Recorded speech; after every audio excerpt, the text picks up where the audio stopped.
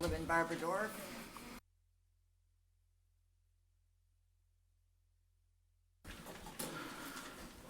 Why isn't this?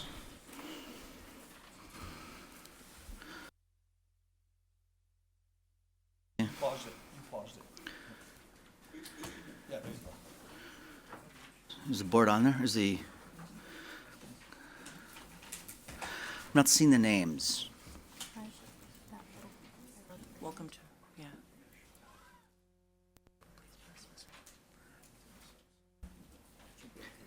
I'm not seeing the names, though. All right, there you go. Got it? Again, welcome to the council meeting. If you could please press your I and confirm buttons Okay, and then for attendance. find you.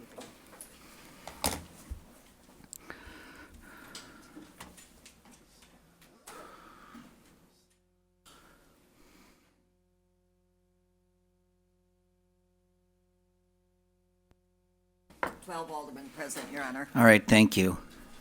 So we obviously have a quorum and we'll proceed. I just wanted to mention that Anita will be filling in tonight as our city clerk, given that Chris Teskey is taken ill today. What I think is worth noting, and this is really thanks to a number of you aldermen, this is the first night we are live streaming our city council meetings. So there are people who can, and we'll have the numbers, who can watch this online live this evening. So that's just something I want to make you aware of. With that, if we could all rise for the Pledge of Allegiance and then remain standing for the invocation. I pledge allegiance to the flag of the United States of America and to the republic for which it stands, one nation, under God, indivisible, with liberty and justice for all. Heavenly Father, from Baton Rouge to Nice, France, from Dallas to Green Bay, we need you. As elected officials, we work to bring peace and civility to our communities. But we must first have faith in you and a faith in each other.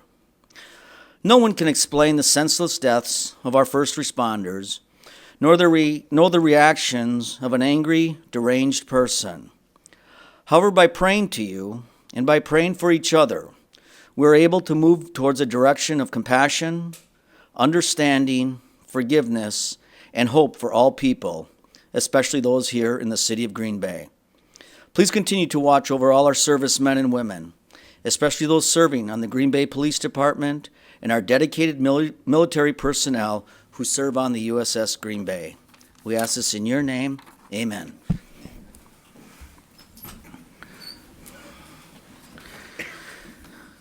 All right, with that, I'll entertain a motion for approval of the minutes of the June 21st meeting. We have a motion by Alderman Nicholson, second by Alderman Randy Scannell, to approve the minutes of the June 21st meeting. Any things you want to change, corrections? See no lights, all in favor of that motion, please signify by saying aye. Aye. And those opposed, nays. The ayes have it, and the minutes of the June 21st meeting have been approved. We're on to approval of the agenda. So motion by Alderman Nicholson, second by Alderman Tom DeWayne for approval of the agenda. Anything you wanted to handle separately, Harry? See no lights, all in favor of that motion, please signify by saying aye. And those opposed, nays. The ayes have it, and the agenda that's placed before you has been approved. We now go on to report by the mayor. All right, I have a number of things tonight. I first want to start with just a couple thank yous, and there's so many to give, especially since we haven't met in a couple weeks. But Alderman Scannell, I just really want to thank you for what you did on 4th of July. Alderman Scannell organized the event at the Liberty Bell, and very well attended. It just honored the country's 236 years, and I just got a lot of positive emails and compliments, and that wouldn't have happened because I know the last person kind of moved on and you stepped up and did it, so we appreciate you being the leader on that. And it was a great 4th of July holiday. I want to thank the whole committee, but you made that event very special. I enjoyed that. And Captain Galvin, you pinched hit, I guess, for the mayor, and I got a call today on that. One of the constituents in my district is the whole city, but his district and my district, I guess, was turning 88 years old, and very, I don't know, there was some special connection to a certain baseball game, and you went out there and honored him, and they'd called, and we're very, very pleased with the way you did that. So I just want to thank you as well. One other thing I want to mention. So I attend the U.S. Conference of Mayors on behalf of the city. The city of Green Bay has been a member of the conference for well over 50 years. And when I get back, the council asks just for some highlights. And I think what we've got out of that this year, thanks in a large part to Mick Cornett, who is the president of the conference, and myself, a lot of talk was done on infrastructure. You know, the infrastructure all around this country needs to be upgraded. And I introduced a resolution to the Improvements Committee, Roads and Improvements Committee, Resolution 82. And it calls for the federal government, you know, after the election, to go into partnerships with the municipal governments, kind of like a community development block grant or the energy efficiency block grant. I talked in D.C. last year how I think it's unfair that a bridge falls down or the water turns orange and President Obama flies in and they get, you know, millions of dollars. And there are those sinkholes, there potentially can happen all over this country. So what we're looking to do, and I hope this gets some traction, I think it will, is where the federal government would match municipal governments, probably 50-50 on bonding. Cap it at about $200 a person. That would give the city of Green Bay $20 million of federal government money if you guys decide to bond $20 million. If we do 10, they would match it with 10. Now, Mayor de Blasio was in the meeting. The Mayor of Santa Fe chaired that, and I think that's something we're working toward. It obviously passed the committee level, and then it passed the entire body. So, I mean, this is something for the new president to look at, but it seems like it's a program that addresses infrastructure, and there's participation. I don't think the federal government should bail out communities that haven't invested, yet I think communities that have invested very well that don't need as much money shouldn't have to borrow as much money. So I think it's fair. It's a 50-50. We'll package this a little bit as a works bill, but I think that's something I really want to track and keep you updated on. There's two other things that I think were the highlights is, you know, we talk about entrepreneurship. The state of Wisconsin is last in entrepreneurship, and we're not proud of that, but that's just what the numbers bear out. And while we love the state and we're part of it, we are making a different effort through Greater Green Bay, a little bit through New North to look at startups. But I'd asked Kevin Vonk when I got back to really look at our share of scale-ups. And scale-ups are companies that start, but that they employ 50 people by the 10th year. Those are successful companies. They have a history of paying more. They have a history of more community involvement, a history of more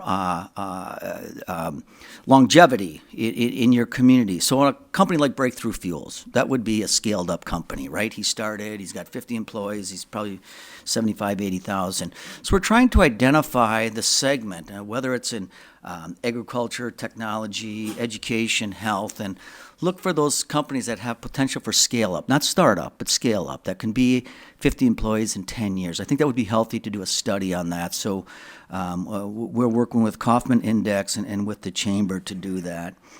And the other economic model that people use, and it's really the Bible of the U.S. Conference of Mayors, which is, you know, all cities of over 30,000. You know, they project your real average growth between 2015 and 2021. And, you know, some cities are at 1%, or Duluth's at 1.4%, La Crosse at 1.6%. They are projecting the city of Green Bay to grow a little over 2% a year. That's not a bad number. We could grow higher at 3%, but that's above average for what the projections are. So I think we should take some comfort. You know, I think you listen to some of these mayors and they have negative growth or their houses are empty and it's like, ay. So we feel like we've got a good base. I think there's more recruiting we need to do. Just a couple other small things, and I'll work with the county on this. I mean, there was a little bit more for the whole Zika virus and what to look for, and that will come through our county health department. There is more funding becoming available, and this is both with the city and the county on the opiates. I mean, that's President Obama, Washington has really taken that very seriously with the Narcan and all the things that are happening with overdose of opioids. So there are some things that we'll be working on with the county, with our drug task force to secure even more funding. And lastly, I just want to mention, and it's a bigger deal to me than some other people, but the U.S. Conference of Mayors is made up of a president, the vice president, and then a second vice president, and then trustees, and then advisors. And I'd been an advisor for some years, and I ran for trustee a couple years ago, and you're elected by your peers. I know how you guys feel. But I did get elected this year as a trustee. So it was me and Mayor de Blasio and a mayor from Ohio. And I think that's good for Green Bay, and it's the first time, one of us have been elected from our city, but I think it's going to help set the agenda and try and get a little bit more of stuff that's fair to Green Bay on the national agenda. So I wanted to share that with you. It was a great conference, and I appreciate you sending me there. That concludes my report. We now go on to announcements. We'll begin with Alderperson Dorf. Thank you, Your Honor. I wanted to echo your sentiments about law enforcement. Our men and women in blue in Green Bay have been in my thoughts and in my prayers all week, as have the law enforcement across the country. I would really like to encourage our citizens, if you see something, say something. Please help keep our officers safe in Green Bay. We know we just had this burglary of weapons from a weapons store. So I would just like to encourage all of our citizens to do their part in keeping our men and women in law enforcement safe. Thank you. Thank you. Announcements, Alderman Randy Scannell. Thank you, Your Honor. I just have a few. Tomorrow, between 6:30 and 7:30, the Waterboard Warriors will be putting on a show. The Howe Community Rummage Sale will be this Saturday from 8 a.m. to 2 p.m. If they're still looking for some gently used items, if you'd care to contribute, from now until Friday, you can call them at 920-448-7340, extension 2. And then there's also this Saturday, Teams Farm Garden Party from 1:30 to 4 p.m. Building a rooftop garden at the Black and Tan Grill it will be at. So, thank you. Oh, also, Restaurant Week goes through till Thursday. Good food, good deals. Bon appetit.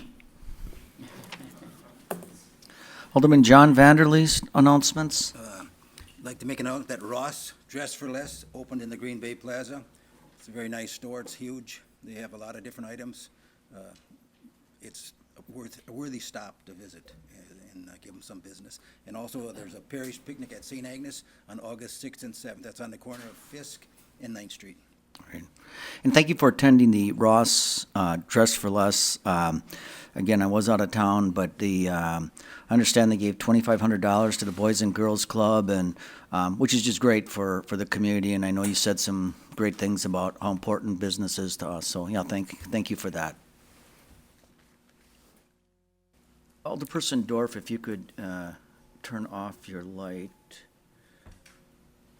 Alderman Stoyer. Thank you, Your Honor. On August 7th, Green Bay will be celebrating the 200th anniversary of the landing of troops to build Fort Howard. It'll be the last day of the Tall Ships Festival, and we're working in conjunction with the county, also the Menominee Tribe. They were there in 1816 as well. And stay tuned for a press release, and we're hoping to have an event in front of the museum on Sunday, August 7th, which will be 200 years to the day that troops came from Mackinac to come to Green Bay. So that'll be a great event as well. I'd also like to mimic Alder Dorf's comments as well, working with our police department and seeing all the things that have gone on. It breaks my heart to see a lot of the issues and things that have been happening, and we all need to work together. So, thank you. Thank you. Alderman Zima. Thank you, Your Honor. I just want to draw the council's attention to our sitting clerk here tonight. It's Anita Raleigh, who's, I don't know, have you been with the city 50 years yet, Anita? It's not quite that, but getting close. And I just want to show my appreciation to her for all the work she's done for all these years. She was here before I got started in politics. And she happens to be a classmate of mine in the class of 1964 from West High School. And I think she's done a fabulous job, and I tell you, I've always appreciated that I can call that office and get whatever information I need from Anita. So I just want her recognized here tonight. I hope she stays here as long as she lives. Thank you. Thank you, guys. Thank you, everyone. Alderman Vanderleest, did you have anything else to say? If you just hit your cancel button. And Alderman Zima, same. Okay, clerk, I don't see any other lights on for announcements. You can continue. Public hearings, zoning ordinance number 1116, an ordinance amending zoning ordinance 2-01 to permit a modified setback along Military Avenue Access Road as part of the planned unit development overlay district for 1400 Lombardy Avenue, and zoning ordinance number 12-16, an ordinance rezoning property located at 1930 Bart Starr Drive from General Industrial GI District to General Commercial C1 District. Anyone here tonight, anyone in the audience who would like to speak to either of these two public hearings? Is there anyone wishing to be heard on either of these two? Anyone wishing to be heard? Well, then we'll let the record show that no one came forward. You may now adopt both of these ordinances under suspension of the rules. They are items number 34 and 35 in your packet. All right, so we have a motion by Alderman Joe Moore and seconded by Alderman Randy Scannell to suspend the rules for that purpose. All in favor of suspension, please signify by saying aye. Aye. And those opposed, nays. The ayes have it. The rules are now suspended. Motion to adopt by Alderman Scannell, second by Alderperson Dorf, and this is items 34 and 35, and if you'd please use the board here.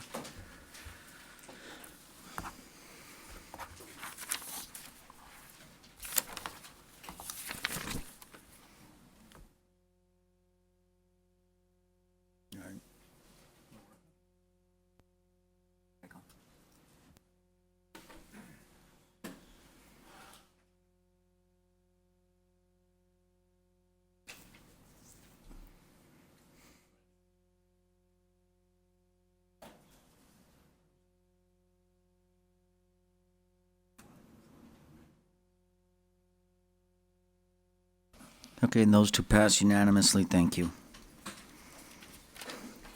We now have a presentation by Leonard and Finko on the Fox River cleanup.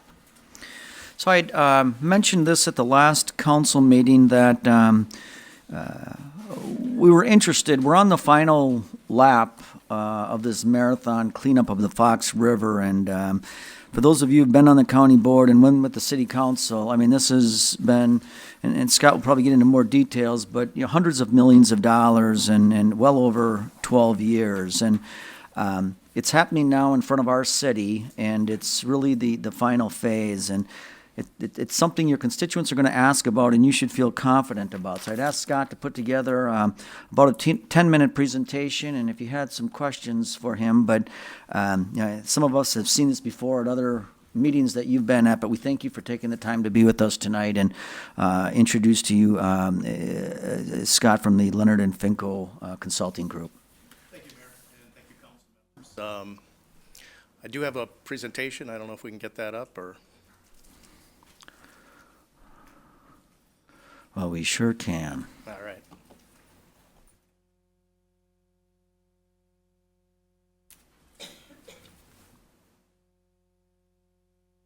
All right. Again, I think I was before the city council a number of years ago. This is actually our 8th year of operations on the river. Started back in 2009 with dredging and processing at that point. Of course, the goal of the project, it's designed to reduce the risk to human health and the environment. due to the presence of polychlorinated biphenyls, or PCBs, believed to be in the river mainly from the paper mills and the manufacture and recycling of carbonless paper back in 50s, 60s, and slightly into the 70s. There were other sources of PCBs, but that's for others to discuss. I do have a short video that I think provides a real good look at what the project is all about. I'll actually take you out on the river and into the processing facility.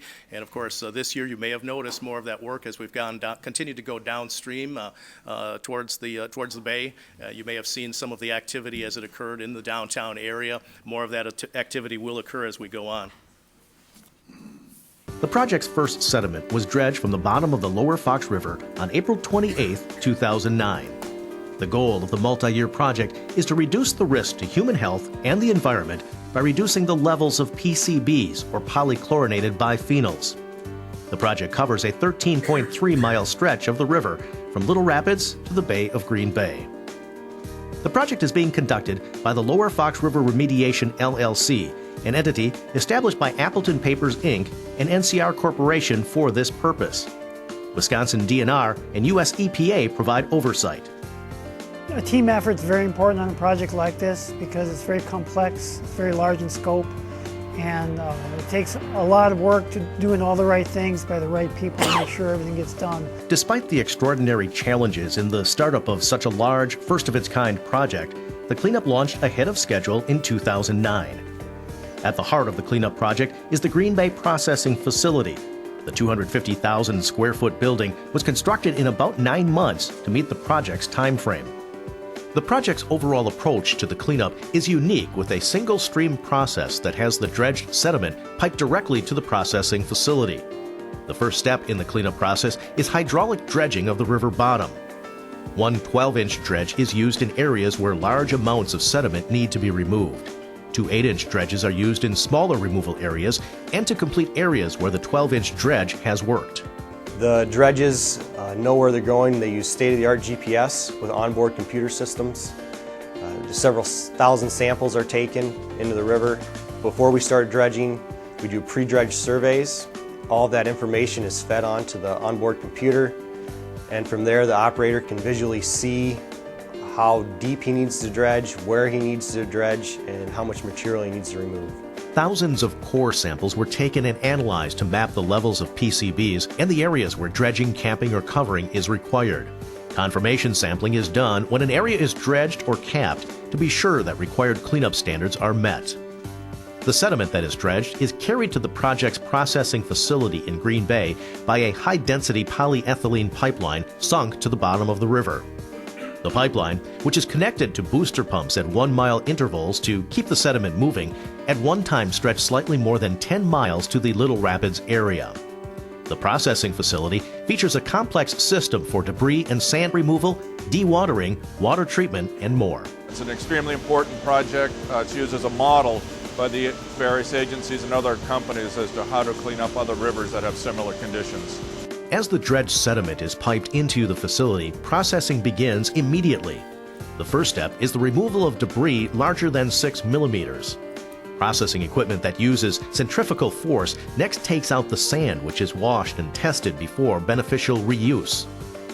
A polymer is added to the remaining sediment before it's pumped into a settling tank. As the silt and polymer settle to the bottom of the tank, the water is removed and pumped to a separate wastewater treatment system. The water is treated using a series of sand, bag, carbon, and canister filters. Some of the water is reused as part of the processing operation. The treated water is then returned to the river under regulations set by the state of Wisconsin. The remaining sludge is then pumped into 8 of the world's largest membrane filter presses, where additional water is squeezed out at 225 pounds per square inch. The state-of-the-art technology is guided by programmable logic controllers, or PLCs. And the whole process can be followed on the monitors behind me, and there the operators can see follow the whole process and make corrections where necessary. The processed sediment or filter cake drops out of the presses and is carried by a conveyor belt to the indoor storage and truck loading area. Front-end loaders then load the trucks as they are weighed, and the trucks can be washed before carrying the processed sediment to the landfill in Calumet County. In addition to dredging, capping and sand covering are also key elements of the cleanup effort. Capping is done in areas where dredging would not be effective. The engineered caps range up to 33 inches thick and are constructed from a combination of sand, gravel, and quarry stone. Sand covering is done in areas of low levels of PCBs, often in conjunction with areas that have been dredged. The method we use to place the sand and the smaller armor stone is similar to a salt spreader. It very evenly broadcasts sediment, sand, and small gravel into the river, creating a cap that encapsulates the contaminants. And again, I think that provides a real good overview of what the project is all about. So this year, we got going again on April 4th. Quarry Spall placement is also taking place, and the operations will wrap up once again in mid-November. It's a seasonal operation. Obviously, when the river freezes over, we can't be doing the work there. In addition, so for the first 6-7 years, we had 3.8 million cubic yards of settlement that was dredged and processed, about 2.1 million tons of material taken to the landfill. That's about 88,000 truckloads, and about 600 acres of the river bottom were capped or covered. It is precision hydraulic dredging. It's not like the channel dredging that you may have seen in the past. This is a look here at a dredge in operation. You see the cutter head going into the water here, and then the animation will show how the cutter head goes into the sediment, basically cuts into the sediment and vacuums the sediment into the pipeline. And again, that pipeline goes directly to the processing facility. So it's kind of a closed operation. And again, as they said in the video, at one point that pipeline stretched about 10 miles down to the Little Rapids area with booster pumps about every mile along the way to keep the sediment moving. Transportation is a big part of things, taking the material primarily to the Hickory Meadows landfill in Calumet County, some 75 to 120 truckloads a day, and they do have to comply with all state, federal, and local regs, and in fact, project personnel are out there at least weekly with a radar gun to make sure that they're not speeding through the communities. Health and safety is a big part of what we do as well. We want to make sure everybody's safe on the river. We were shut down the week of the 4th of July so that all of the equipment was out of the way for all of the boat traffic and all of everything that goes on there. But we've got extensive markers and buoys out there to make sure that nobody gets hurt, nobody from the project and nobody on the river. We think that's gone very well. First couple of years there were a few incidents, but boaters seem to learn in a hurry that you don't want to mess around with the pipeline. A couple other quick notes. We do have a website where you can get additional information, a toll-free line as well. Most of the work now between the Walnut Street Bridge and the Main Street Bridge has been completed. The idea was to get that done so that the project wouldn't be in the way for Fridays on the Fox or the Waterboard Warriors on Wednesdays and things like that. There will be some work that needs to be done near the tall ships about the time they come rolling in. Project is well aware of that and will do what's necessary to keep the equipment out of the way for that very special weekend in Green Bay. There will be some capping and covering work that will still take place in this area, in the downtown area next year, and some capping and some quarry spall placement. And just wanted to note as well, we do meet each year with the Green Bay Police Department, the Boat Patrol, Brown County Sheriff's Department, Boat Patrol, the DNR wardens, and the Coast Guard to coordinate things. And from that aspect, I think things have gone very, very well to this point, and we hope that will continue. Be happy to take any questions. Alderman Scannell? Yeah, you're moving towards the mouth of the river, correct? I don't suppose there's any chance you could accidentally grapple on cement and give it a couple of tugs? Yeah, never mind. The bar Just there. thank you for what you're doing. Yeah. We're struggling with that St. Mary's boat. Yes. We want to, okay. Anybody else questions for Scott on the dredging? Alderman Stoyer? Thank you, Scott. When you dredge, how deep do you go? I mean, the sediments, how deep do they go? I should say. It depends on what the testing has shown. They can go down, in the channel area, we'll actually be going down and taking out material and the cap that'll be put on top of that. And in those situations, it's about a 33-inch cap with gravel or with sand, gravel on top of that, and then the quarry spall on top of that. That will have to be 2 feet below the official depth of the shipping channel, which I believe in most areas is 24 feet. So we'd be down at least 26 feet in those areas. So in some areas, we're going very deep. In other areas, it's just a shallow removal. It depends on what the testing has shown and shown as the levels of the PCBs. The goal is to get to 1 part per million PCBs throughout the area. Okay, thank you. Alderman Moore? Thanks, Your Honor. What is the expected completion date? And then, once completed, who owns the processing facility, and then what will happen with that facility? Sure. At this point, all indications are that we, hope to wrap up next year. It was started out as a 9-year project, and next year will be the 9th year. As far as the processing facility itself, the equipment inside is owned by the subcontractors, Tetra Tech and Pascalis Dolman or Stuyvesant Projects Realization. So they have all the equipment. The facility itself was constructed by the LLC, the paper companies, and the property is owned by Georgia Pacific. So at some point, those parties will make a decision. Okay. Thank you. All right, thank you. Anything else for Scott? All right, we appreciate you being here. Thanks for keeping us updated. No problem. I'll clear this off. We're now on to reappointments. Reappointment to the Stadium District Board, Ann Pattison, Keith Zimmerman, and Ron Antono. These terms will expire July 1st, 2018. Motion to approve by Alderman Joe Moore, second by Alderman Randy Scannell. Any discussion here? Seeing no lights, all in favor of those reappointments, please signify by saying aye. Aye. And those opposed, nays. Ayes have it. The reappointments have been made. Referral of petitions and communications, and on page 1 of your packet, you have all petitions and communications received by the clerk's office by noon on Thursday. We will now accept any late communications. We'll begin with Alderman Tom Dwayne. Thank you, Chief. Man, what I was gonna say something during announcements, but because I'm making a communication, I wanna respond to what's going on around the country. And it kinda goes, everybody knows what kind of police force and, fire departments we have. I feel we have the best in the state, and it goes further than that. If they have questions on this, to both chiefs, please call me. And is to have Chief Litton and Chief Smith to bring forward a plan they feel is needed, including cost, to make sure our police and fire departments are protected in case of emergencies uncommon to our city. This includes manning, equipment, training, etc. You never know at any time what might happen to your city. I mean, this is proof in the past. So I'm not saying, because we do a lot of training, and I know our men and women are trained well, I just want to make sure that, we've already proved how much we care about our employees and what we care about our public safety departments. That make no mistake about it. But this communication is to make sure that they're well protected because they protect us. So, thank you. Very good. Alderman Joe Moore. Thanks, Your Honor. This is actually for your office. You control a lot of the information that comes out of the city. And I'd like us to adopt a policy that staff reports and memos that are not deemed to be confidential be electronically shared with media and public as it pertains to amendments and additions to the appendix of supplemental information for the council meetings. Okay. Thank you.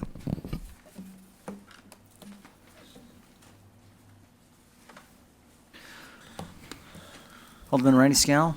Thank you, Your Honor. This is to traffic to possibly change the 3 no-stop or standing spaces on the north side of Cherry Street, west of Washington, to either 1-hour parking between 7 a.m. and 3 p.m. or parking meters possibly between the same hours. All right, thank you.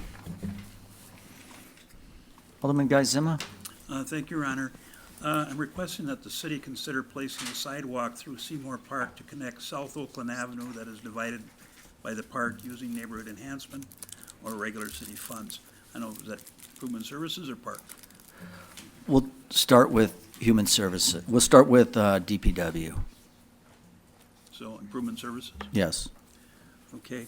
And my second request is for the Protection and Welfare Committee and the City Attorney's Office.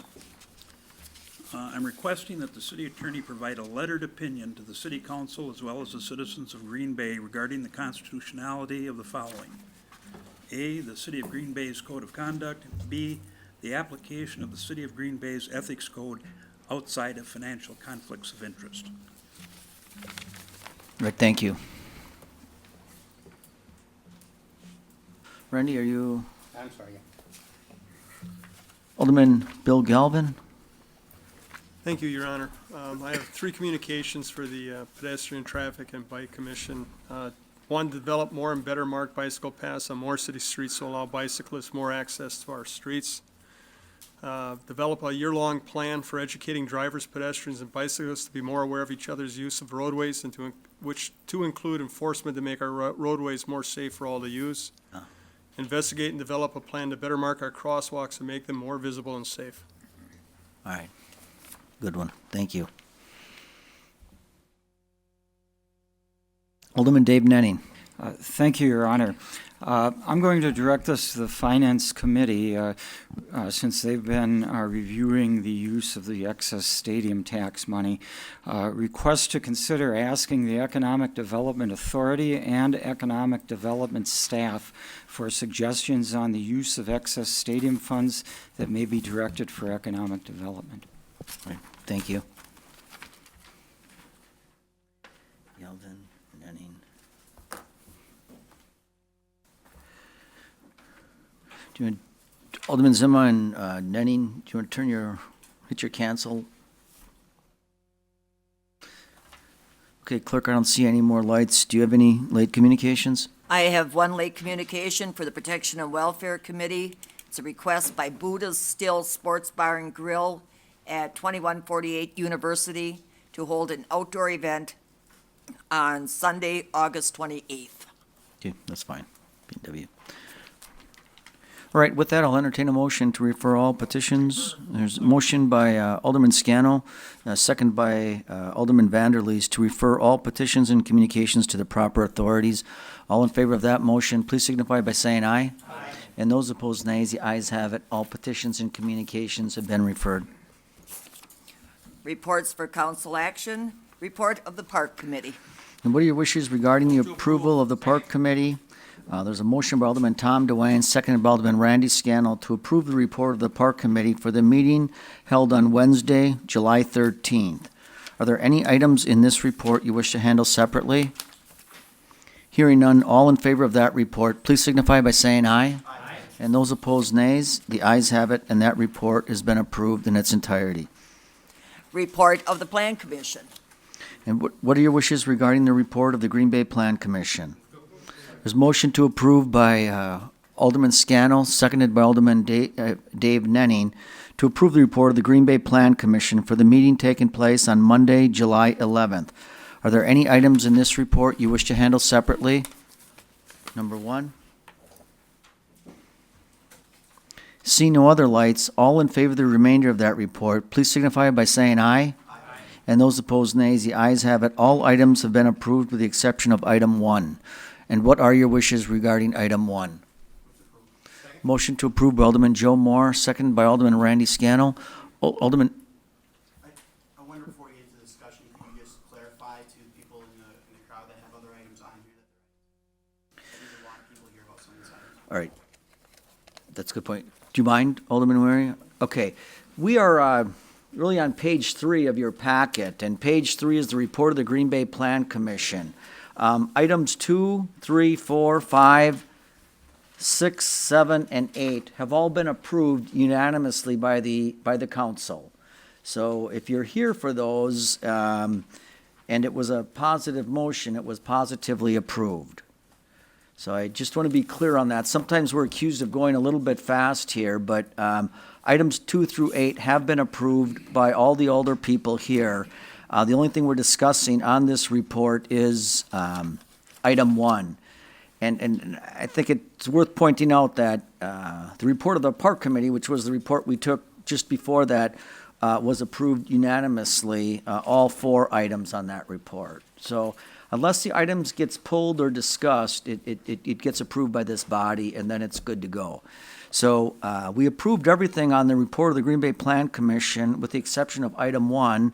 I asked what the wishes were of the council, and Alderman Moore and Alderman Nenning approved that, and it was pulled by Alderman Weary, so we'll hear from him now. Alderman Weary.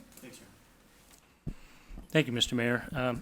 This item, there are people here to speak. Since the Plan Commission meeting, there's been much more neighborhood feedback, and they would like a chance to speak on it. Okay. So I'm going to make a motion to open the floor. Second. All right, so we have a motion and a second by Alderman Mark Stoyer, by Weary and Stoyer, to open the floor to hear from interested parties. All in favor of that motion, please signify by saying aye. Aye. And those opposed, nay. Ayes have it, the floor is open.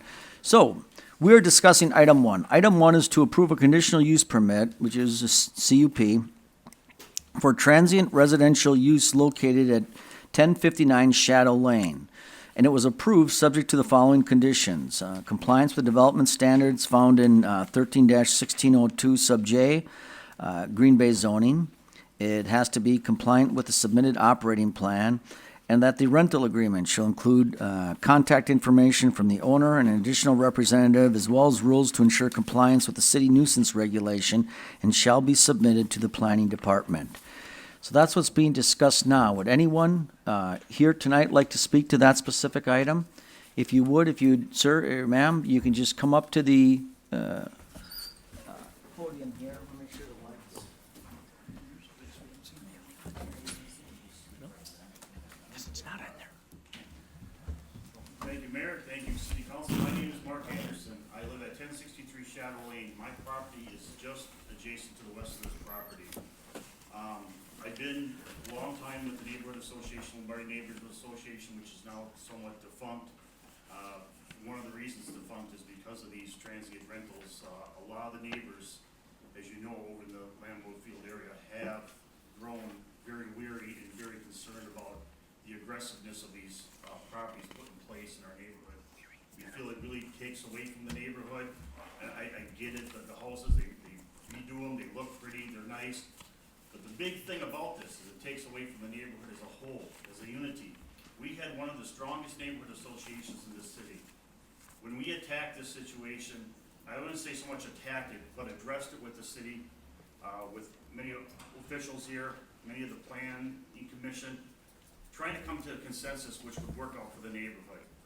We kind of gave, maybe about 2-3 years after these homes started popping up, at first it was going to be, oh, there's not going to be a problem. Well, the problem quickly became a cancer.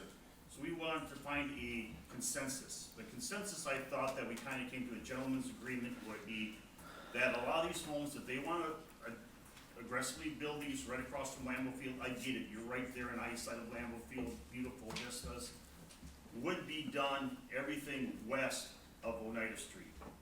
We asked that anything east of Oneida Street would leave it alone, leave it more intact of a residential neighborhood.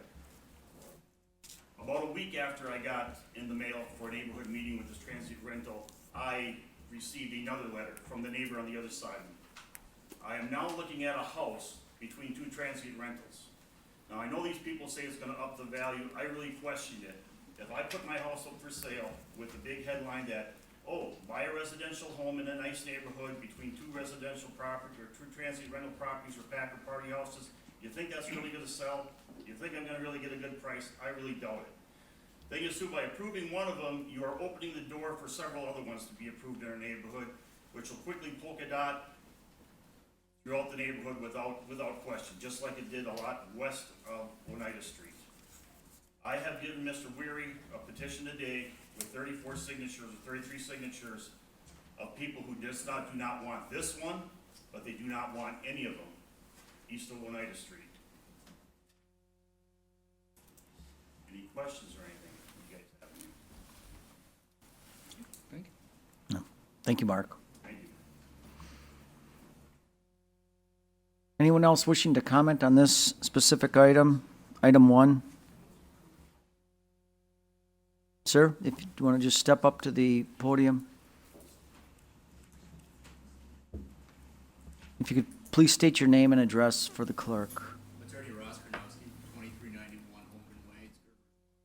I represent petitioners Lambeau Investments LLC in their petition for this year.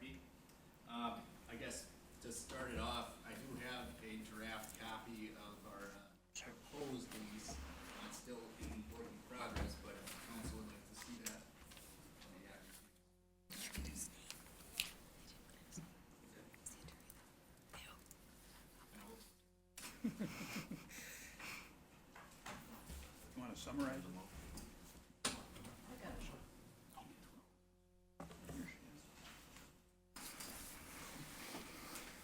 My clients are a two-member LLC, both owning businesses in the Green Bay area, both successful businessmen.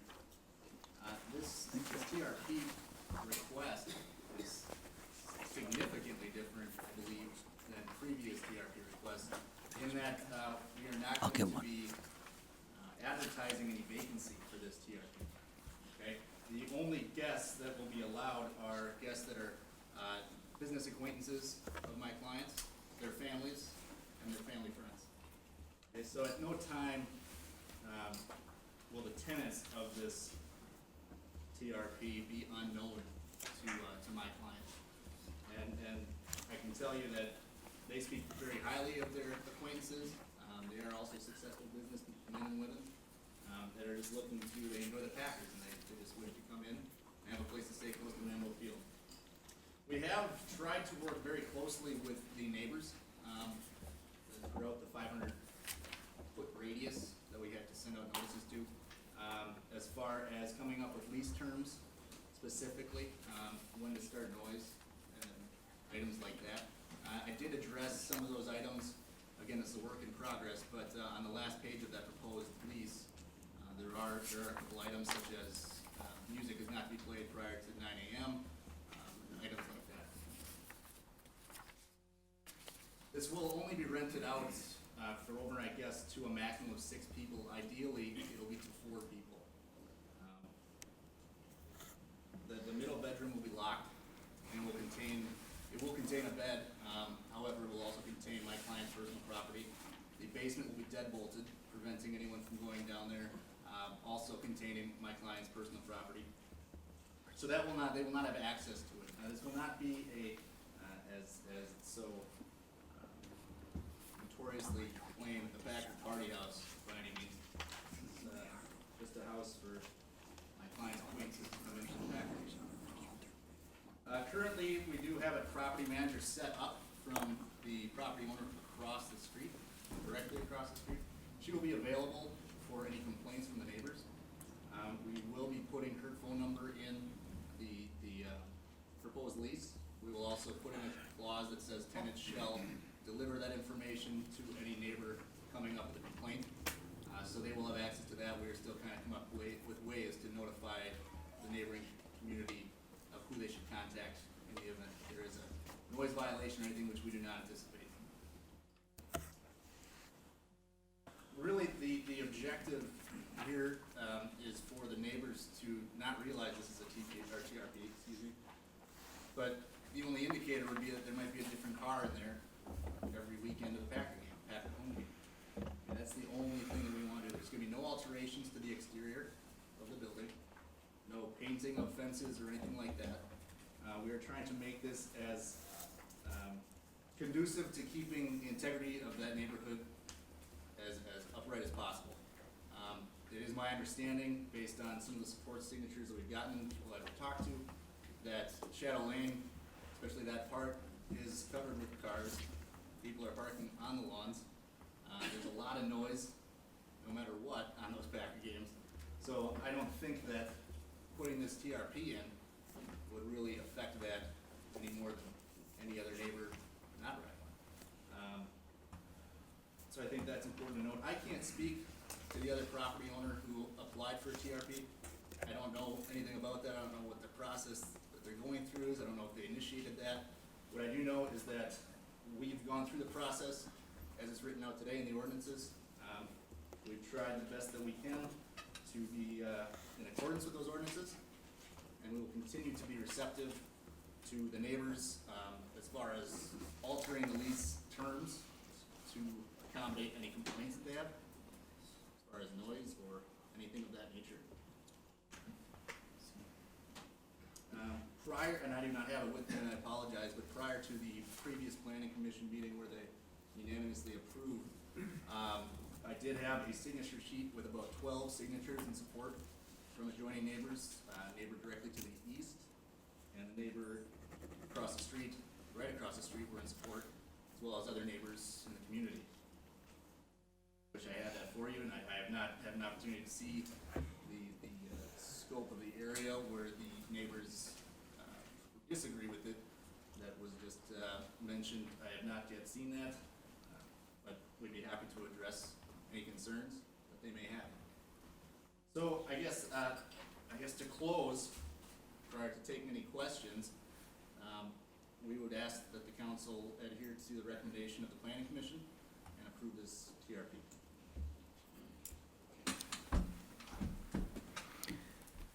Any questions for the petitioner? Alderman Moore? Thanks. Was this property purchased with the sole intent of turning into the TRP? Not intentionally, no, or not initially. Excuse me, it was not. Oh. They did contemplate renting it out for your normal 30-day minimum lease, but this came to them and they decided to take that entrepreneurial spirit and go after it.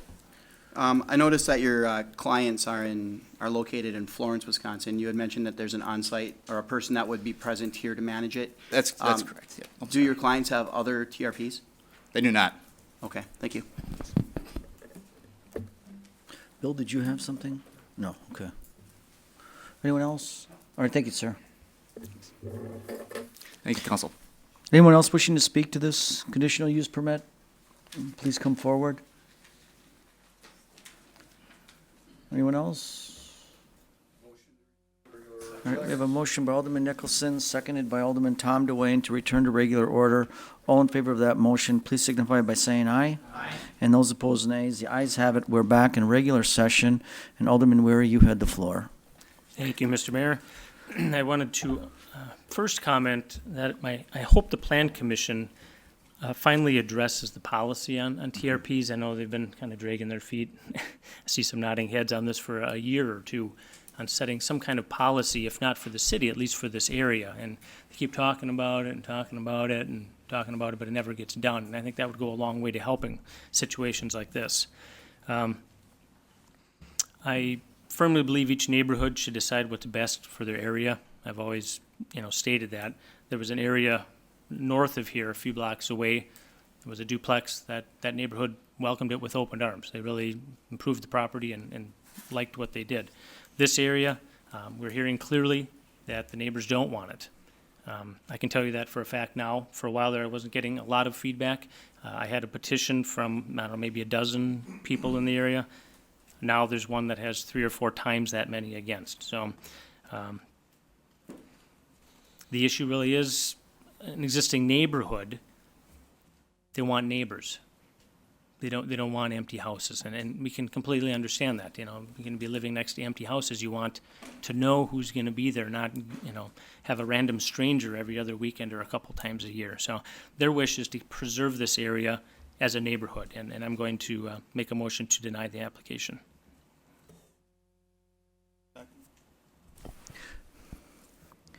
All right, so the motion on the floor is to approve Alderman Weary, seconded by Alderman Zima, entered a motion to deny item 1. Alderman Weary, do you want to say anything else? I mean, kind of made. Okay, so that's what we're voting on. Oh, no. I just want to restate the motion on the floor is to deny the conditional use permit. So we'll begin with Alderman Galvin. Can you hit your cancel light?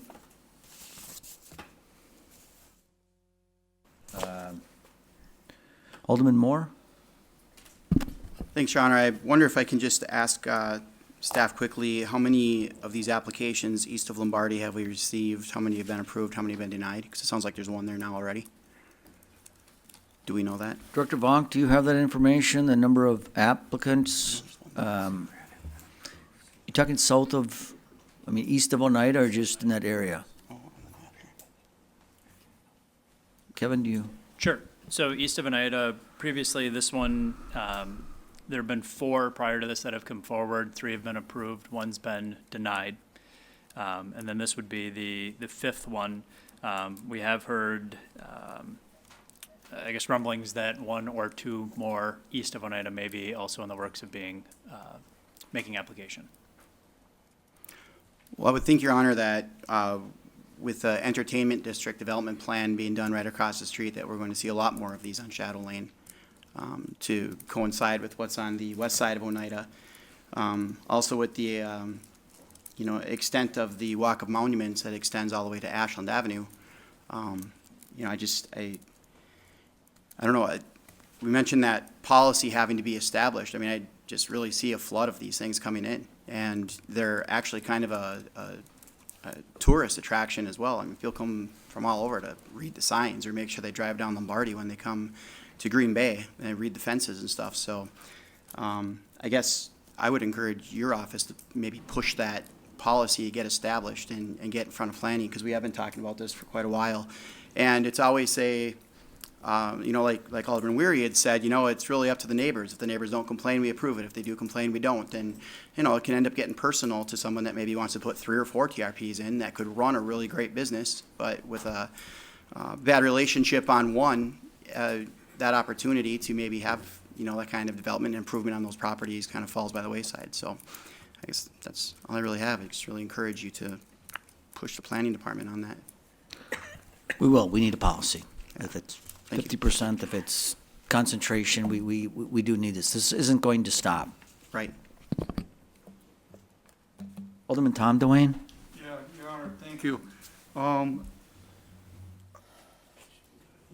Instead of voting with Alderman Worry on this one, I would like to make a motion, if it's proper, to send this back, because I think, given a chance, when this was passed, there was nobody there, and one gentleman came today with a list.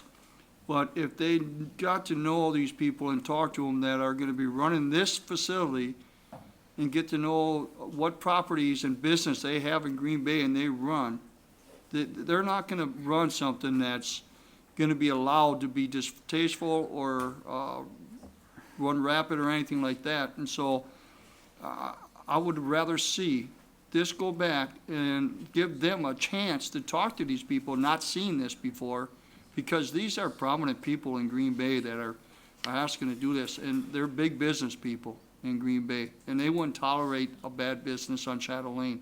So I would rather see this sent back so they'd have a chance, because this is, All right, I got it. I got a motion and a second to refer this item back, which supersedes the motion to deny. So your comments from here on are on referral. Is there anything else, Alderman Dwayne? thank you. Alderman Nenning on referral? Thank you, Your Honor. I am going to support the request to refer it back. I serve on the Plan Commission, as my colleagues know, and we have been struggling with this issue. The reality is that there are many, dozens of properties throughout the city that are listed on Airbnb and other sites for short-term rentals. And some of the people that have come in to make requests have made a point of saying that it's not a Packer party house, that it's used for short-term rentals for, you know, business associates and other purposes. You know, for years, the Plan Commission, long before I was on there, was trying to restrict it to south of Shadow Lane. But a couple of them came in, requests for other locations. One of them on Langlade was a duplex that neighbors were not happy with the tenants that had been renting it. And it was an owner-occupied duplex, so the individual was making improvements on the property, and the neighbors supported it, as I believe Alderman Weary did. Then one came in on Gross Avenue, not far from this. It was the same thing. The neighbors were in favor of it, so that was approved. There was another one on Shadow Lane, just east of Oneida, that was also approved. And we've talked about this at the Plan Commission about what should the standard be, and we do have a study underway about trying to develop some way of dealing with this. Many of them are listed throughout the city, probably in every one of our districts, that are not that have not come in for conditional use approval as they're supposed to. So I suspect that many of those are not paying the room tax as they're supposed to, let alone sales tax and complying with the other requirements of the ordinance. So it is a big issue. Now, at our June meeting of the Plan Commission, we had people on both sides. Mr. Anderson was there saying that people in the neighborhood are opposed to it, while the petitioner is saying that they had a neighborhood meeting and neighbors were in favor of it. So, basically the Plan Commission held it up for a month and asked both sides to bring us some documentation, petition, letters from people who were opposed to it. When it got to the Plan Commission at our meeting last week, there were, Mr. Anderson was not there, but the attorney for the petitioner was. And in addition to that, he had a petition signed by 12 people for it. There were, I believe, 5 or 6 people in the audience who registered or spoke in favor of it, and 2 who were against it. They did present a plan for caring for the property. They have people lined up to mow the lawn and take care of the snow, and make sure that tenants are not abusing the property, causing problems for the neighborhood. So it was approved on a conditional use approval. I'm not sure that it would have been approved if we had had a petition signed by 34 people who were against it. So for that reason, I support referring it back to the Plan Commission. Right. Thank you, Alderman. Alderman Stoyer on referral. Thank you, Your Honor. With Alderman Dwayne bringing that forward, I'm also in favor of referral. I guess over time, I used to think that a lot of these Packer houses were just on Shadow Lane in that area, but we've been having some other areas that open up, including east of Oneida Street. So I would feel more comfortable getting that policy in place because it's kind of a hodgepodge right now. And I think we really need to finalize this as soon as we can. All right, thank you. Alderman Scannell on referral. Your Honor. I'm also going to support referral, but I see it problematic in that I don't think to the neighbors, if I'm understanding them correctly, that no matter how well this house is run, it's going to matter to them. I think they're more concerned about the disintegration of their neighborhood as a conventional neighborhood, which is, I think, the devil in our planning policy that we're going to have to come up with. I think we need to take into consideration the neighbors' concerns, but at the same time, we want people to come forward and be above board with these Airbnb businesses and so on. We don't want that underground activity. And I'd also wonder if, when we do develop this, if we could also figure out a way of enforcing, of policing that activity to net those who aren't coming forward. So I support referral, but just a few ideas on what we should do for planning to come up with a plan. If I could just add, on a very comprehensive referral, the Room Tax Commission does have a conference call with Airbnb to get some kind of policies in place. So I think that should all be part of your comprehensive plan. I think Alderman Stoyer made a good point. Are we just talking about this one, or are we talking about a policy? And the policy would have to include the room tax with some policies for like an Airbnb. Yep. And they're working on it. Oh, okay. And you should ask for a report. Oh. Or I'll tell them to give you a report. How's Thank that? Alderman Weary? Thank you, Mr. Mayor. I'm against referral. I think it does just delay a tough decision, and really is not going to change anything. We'll be back here in a month with the same vote in front of us. If our precedent for lack of a policy is based on neighborhood feedback, then this should be easily denied. I think Alderman Nennig even mentioned if they had those petitions, it would have been denied. So let's just save a month and not refer it back and deny it tonight. Thanks. Thank you. Alderman Zima? Thank you, Your Honor. Does a comprehensive plan, is this area, I believe, is residential?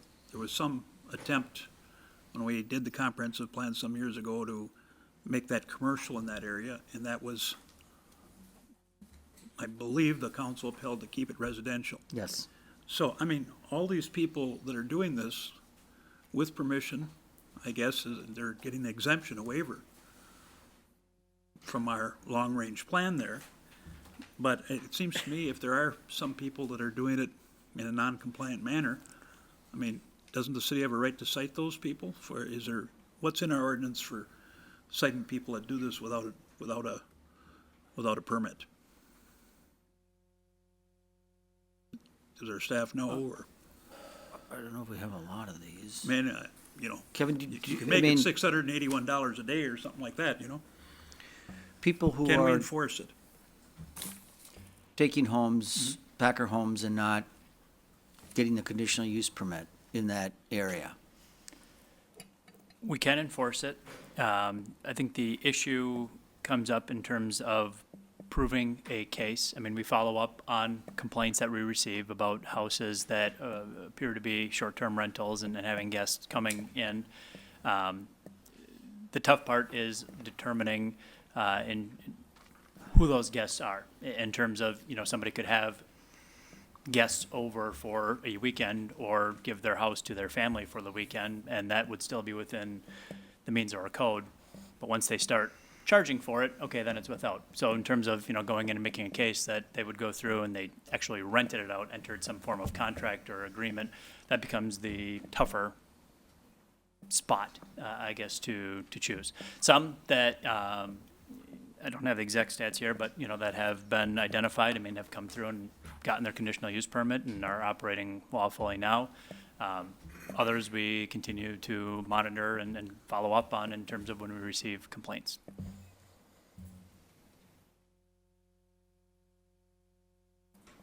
Do you know what what is the maximum fine, so much a day? I do not. 681, or it's an inspection? Inspection department would be called about this? Depending on the violation in terms of, Someone had a complaint that a property was just being used on Packer weekends. then it would be followed Or up, that yes, by our or they property thought there inspection. was money exchanging hands because they saw totally different people coming all the time. They could cite them. Is it inspection department? Correct. And the maximum fine is, I think, 681 or something per day. Is that correct? I do not have a table before me. I believe it is that, but it seems to me that we just need to inform neighborhoods that they do have some tool to stop it. And I think, I guess the council, if the council sees fit, has to make a decision about whether they're gonna allow this in these areas or not. Because you're really taking away the use of the neighborhood. You're changing the use, you're changing the plan. We thought in the beginning this was just gonna be a handful, and now it's just becoming a business adventure. So, I don't know, I feel there's so many folks that have voiced against this. I think we should turn it down. If the plan commission and the council comes up with some big different plan later, people can reapply. But I think at this point in time, I think we should honor the petition and deny this here tonight. So I'd be opposed to referral because I think we can still do all the work we need to do, whether we approve or disapprove this here tonight. And I don't think it should be approved. Do we respect what the neighborhoods want, or don't we give a darn? I looked on the list, it's all people from right in that area there. It's not like people from Alloway or something are objecting to it. As we saw in some petitions in the past that had nothing to do with certain areas, but these are all right in the area, so I'm gonna respect the wishes of the neighborhood association and the folks in that neighborhood. So I wanna turn this down here tonight, and if the plan changes and they wanna rezone that whole area, and I guess everybody in the neighborhood, if they wanna move out because they don't want that in their neighborhood, if the council does change it. But I have a feeling the council's not gonna change it, and I think it's somewhere along the line here, we gotta put the stoppers on this. Or turn it into a business zone and let the people be bought out. So I am against referral at this point in time because I don't think it accomplishes anything in this particular case. Thank you. Everything we're talking about is going to go on regardless. We're addressing this item and this item only tonight. Thank you. Thank you. Alderman Vanderleest, this is on referring this item back. I would prefer to have it referred back. I was going to say, Mr.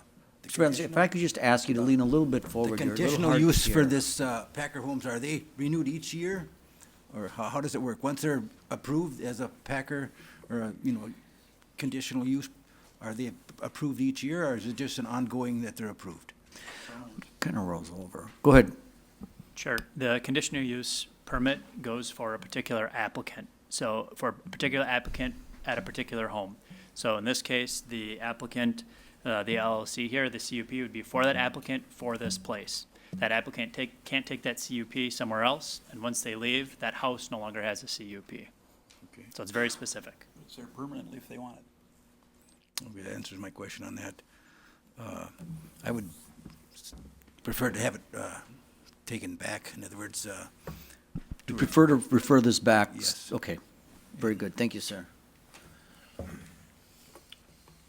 Do you guys want to talk anymore, Weary or Zima? Mr. Vanderleest, if you want to just hit your cancel button when you're done speaking. Right. Did you want to say anything else? Okay, so the motion on the floor is to refer this item back, and we'll use the board on this. A yes vote sends this item back to the Plan Commission. A no vote keeps it here.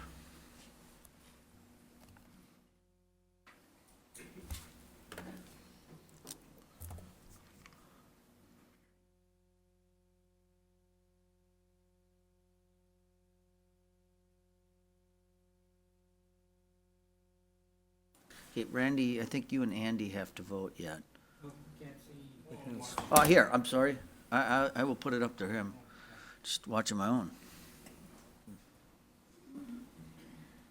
Okay, so the vote is 8-4 to refer this back. So this item will be referred back to the Plan Commission. I think there's going to be some more work on a policy as well as discussing this property at 1059.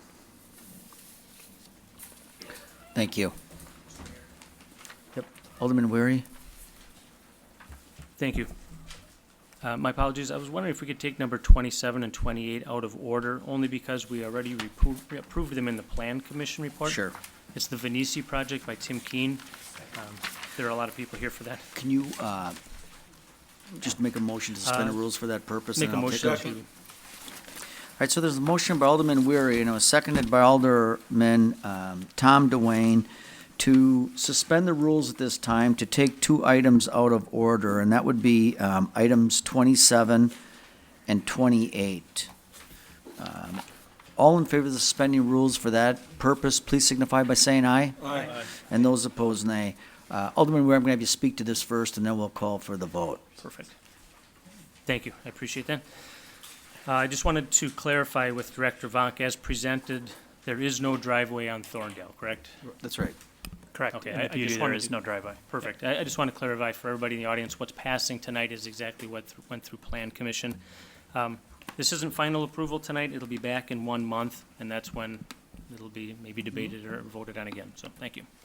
So we are advancing zoning ordinance 13-6 and 14-6, the planned unit development overlay district on properties along northeast corner of South Ridge and Lombardi, and an ordinance rezoning property at 1835, 1825, 1821 South Ridge and 1297, 1291 Thorndale, and 1291, 1824, 1826 Frank Street, from the commercial to the low-density district residential. So those are the two things. If there's any discussion on this, or else I'm going to use a board vote. Alderman Weir, are you finished? Okay. Did you want to say something? No. Okay. No, you hit the light, and I didn't know if you were voting or wanted to say something.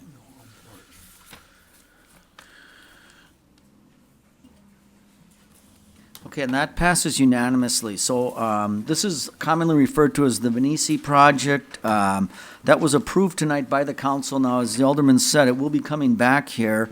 It can be for more discussion, more debate, but it approved the plan unit development overlay as well as the rezoning of the properties affected by this development. No driveway on Thorndale, and that's what was approved tonight.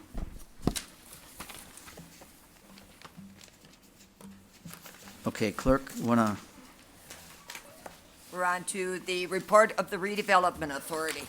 All right, there's a motion by Alderman Randy Scannell, second by Alderman Joe Moore, to approve the report of the Green Bay Redevelopment Authority, and that was for the meeting held on Tuesday, July 12th. Are there any items in this report you wish to handle separately? Here, number 3? 2 and 3. 2 and 3. 4, please. Okay, hearing none others, all in favor of the remainder of that report, which would be items 1 and 5, please signify by saying aye. Aye. And those opposed nays, the ayes have it, and item 1 and item 5 have been approved. Now, what are your wishes regarding item 2? There's a motion to approve by Alderman Scannell, second by Alderman Joe Moore. Alderman Zima. Well, Your Honor, I just wonder what's the point of this keep coming before us? It's like some people are with, like a dog with an old bone, they just won't leave go of it. This council has voted all the way along the line to not have Tundra Lodge receive money from the city of Green Bay in any short form or manner to build a pool. Now they're coming back and say, well, regardless of it, should we give them some money to put a pool there, even though we're going ahead with Colburn? I don't know. I don't know if I don't need you to address it, Mr. Moore. I'm talking. Well, wait your turn. Well, am I supposed to be interrupted while I'm talking, Your Honor? I just said no. Would you please correct Mr. Moore? They did. I didn't hear you. No, I said please, Joe. Okay. Gee. You can talk all you want about it, Mr. Moore. I don't stop you from talking. I'm asking not to stop me. Again, to collect my thoughts again, I think the whole idea that now we're going to use TIF money to help somebody put a pool in their hotel, there's a new precedent that would be Jim Dandy. Is that what we're going to do for Motel 6 and Radisson or whoever wants it? It's like we can't leave this thing alone. What is it? I just am opposed to this. I don't think we should deal with it anymore. Anything they want to do privately, they should do it. I don't think we should get into a precedent of that we're going to start now subsidizing pools for hotels. Thank you, Your Honor. Thank you. Alderman Moore? Thank you, Your Honor. Alderman Zima didn't reach out to me during the week here, so I couldn't go over this with him. But this is, the motion here is to refer to staff, the communication, and the discussion here is regarding curbs, parking, curb cutouts, the water, as far as wastewater, stormwater, I should say, the streets, sidewalks, and other infrastructure type items that are related in that area. Now, I work in that area, and I can tell you firsthand that there's no place to park. When the Tundra Lodge has conferences, there are cars lined up both sides of the streets.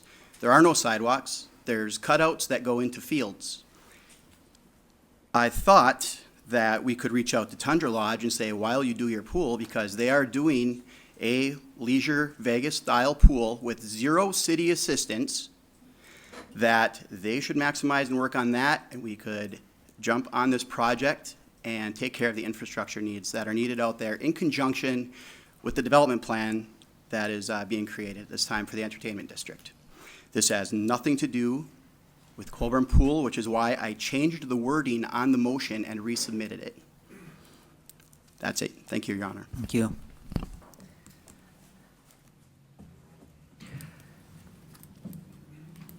Did you want to step down and talk, Your Honor? Can I just make one comment without stepping down? No. I'd like to Let's speak. just pass it then. All right. So the motion is to refer staff, we're on item 2, to refer staff the communication from June 21st, to work with the Tundra on the leisure pool project to maximize the project and increase tax base. You can use the board on this. I know I pressed my button again, Your Honor. I don't know if it didn't light or. Oh, okay. Alderman Zima? Again, I'm going to be repetitive. There, you get your light. Here, okay. I'm sorry I referred to Colburn Pool earlier. I just thought, well, this is just a continuation. It's just that we can't stop trying to find a way to help Tundra Lodge with their operation over there. And again, I request that, was this what we want staff working on? To see about how we can provide subsidies to hotels that want to put swimming pools in? I don't think so. So, again, I'm opposed to this. Sorry, reflections of Colburn Pool, but this is a new precedent. This is a new starter for the city of Green Bay.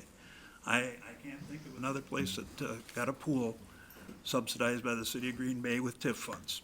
Thank you. You worked harder on subsidizing that property than anyone else in this building.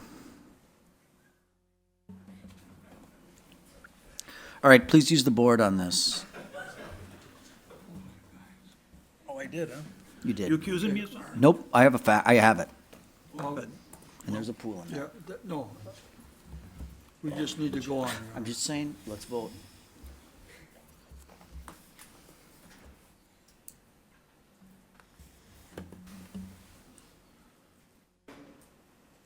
Good, Anita? I'll vote for you, Randy. Sorry. Good. It's 9-3? Okay, and that passes on a vote of 9-3, thank you. We're on to item 3, which is to approve the First Amendment to a development agreement, Titletown Brewing Expansion, Larson Green. Is that you, Alderman Zima? Yes, it is. Okay.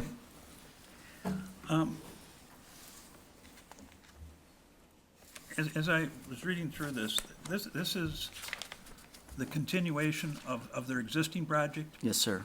It has nothing to do with the other portion that the LLC, the, whatever it was, Donald Driver Lane, The north of Kellogg? north of Kellogg. No, sir. This Could, is the 50% PAYGO to complete C and D, which A and B is completed. I would just ask Dr. Vonk to highlight, because this is pretty legal language as you read through it. I had a couple things yellowed out, but I guess I'd like him to tell us exactly why this amendment is needed and what is different from the original. Is it just extending the time of it and it's the same? Or is there some different conditions here? Sure. So the original development agreement looked at, if you look at Larson Green and you look at the first set of buildings south of Kellogg Street, there were 6 buildings there, A, B, C, D, E, and F. The first development agreement covered buildings A, which is the cannery and the offices above, and building B, which is the Titletown tap room. D, or C and D were not part of that. There was another development project in the queue at the time, and so this development agreement did not cover buildings C and D.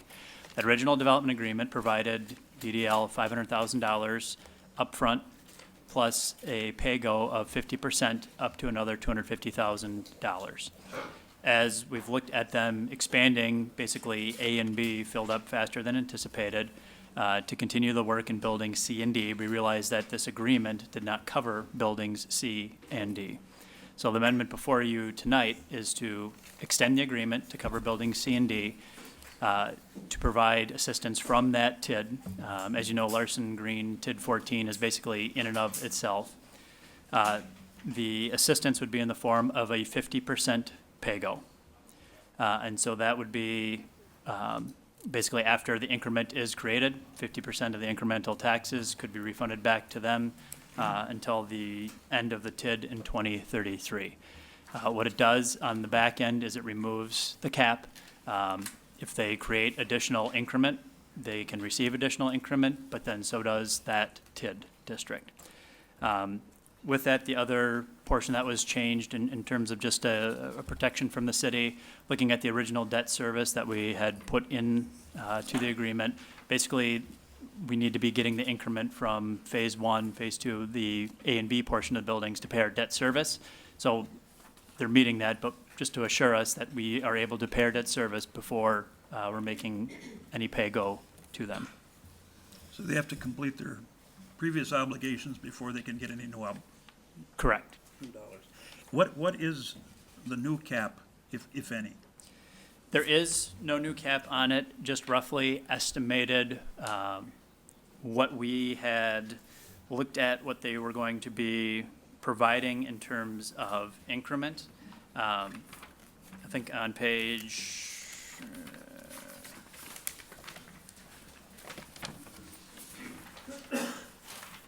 right in the first page of the development agreement, estimated construction costs, about $7 million, $4 million. We still have to establish a base value for these buildings. But based on the initial increment that they would create and the time frame of 2033, we look at it being right now somewhere around $500,000 to $600,000. Again, we didn't put a cap because it's after the fact, the pay-go. So if they create less than that, they will receive less than that. If they create more, they will receive more, but also the city in the form of the TID will receive more. So there's some incentive for them in terms of maximizing the return on that investment there, that they create a greater assessed value. That benefits them in terms of able to receive some additional incentive, but also benefits the city because we're getting more money into the TID, and then once the TID expires, we're getting more money into the city. So it's an open-ended amount. It's for the life of the TID. Till 2033. 2033, so that's, help me with that, it's about another 17 years? Correct, with the thought that construction wouldn't probably be completed till this year or next. So if it's completed in 2017, it's on line 1/1 of 18, which means the taxes start in 2019. So it's a rebate each and every year for, you figure about 15 years on half the taxes that they're paying will be rebated to them. Half the incremental taxes. Well, above what it was there before, but there was Correct. nothing, there was practically nothing there before, correct? Not a lot, but I mean, that building did have some value. I think we looked at A and B, $500,000. Just looking at our finance director, we valued A and B at $500,000. We'd probably be looking at about the same for C and D.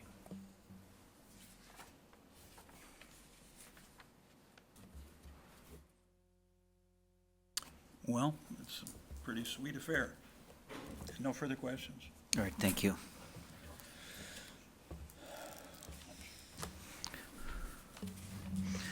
All right, so we had a motion and a second on this. Who's the motion? Alderman Nenning? Okay. Alderman Nenning, Alderman Moore, a motion and a second to approve item 3. All in favor of that motion, please signify by saying aye. Aye. And those opposed, nays. The ayes have it, noting Alderman Zima. Thank you. We're on to item 4, and that's to approve the term sheet for 1901, 1931 Main Street. Could I get a motion and a second? Motion to approve by Alderman Scannell. Second by Alderman Bill Galvin. Alderman Nicholson, I believe this was you. Mayor, can someone tell us where these properties are, what specifically is on these properties right now? Dr. Vonk, you want to jump in on this? Sure. Alderman Nicholson, these are properties right along Main Street, right to the south and east of the Pick and Save Planet Fitness. Formerly, they've been vacant for a number of years. A long time ago, there was a dry cleaner on the site. They're being redeveloped into 3 new parcels. One will be a bank, the second will be a fast food establishment, and then the third is going to be a dental clinic. Okay, all right, thank you. All right, thank you. Seeing no other lights, all in favor of the motion and second to approve item 5, please signify by saying aye. Aye. And those opposed, nay. Ayes. That was number 4, I'm sorry, that was number 4. All right, number 4, and again, all in favor of approving number 4, please signify by saying aye. Aye. And those opposed, nays. The ayes have it, and item 4 has been approved. Okay, thank you. Okay, clerk. Report of the Traffic Commission. All right, we have a motion by Alderman Randy Scannell, second by Alderman Dave Nenning, to approve the report of the Traffic Commission meeting, and that was for the meeting held on Monday, June 20th. Are there any items in this report you wish to handle separately?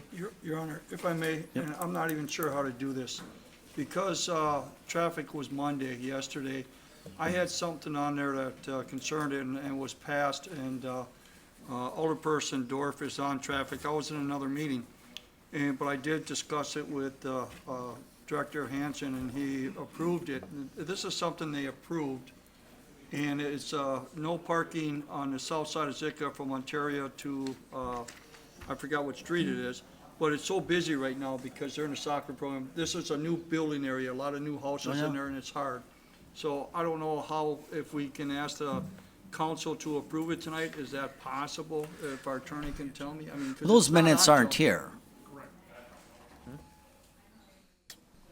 It's not on the agenda, is it? No. That's why I'm asking. Well, that was yesterday. This is the meeting of June 20th. No, I know. I mean, but that's why I'm asking if there's any way. That's my question. We haven't got the report yet. I know, but sometimes, Protection Welfare will have something that's coming up and we'll approve it for them, you know. It's even always though- done ahead of time. Yeah. So, I'm just, if we can't do it, we can't do it, because it's gonna be another month before. Well, ask the attorney. No, she says it's not on the agenda. Okay. Sorry. I just wanted to try for All my right. constituents, No. because it's a safety matter. Got a friend building a house out there. All right, so with that, we have a motion and a second to approve the report of the Traffic Commission. All in favor, please signify by saying aye. And those opposed, nays. The ayes have it. That report's been approved. Report of the Finance Committee.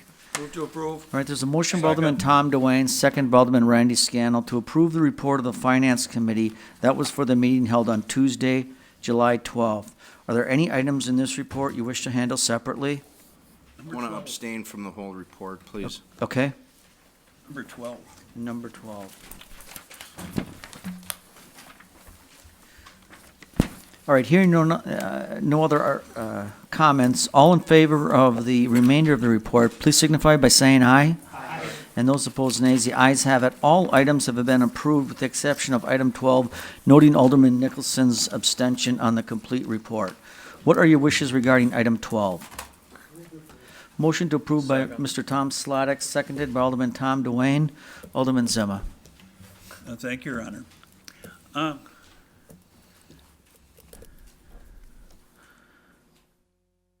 These are requests by people outside the Common Council's requests, correct? Well, I don't know. I think there's some things that came in internally, but by and large. I just, as most of us had elections this past April, this was a highly talked about subject during those campaigns.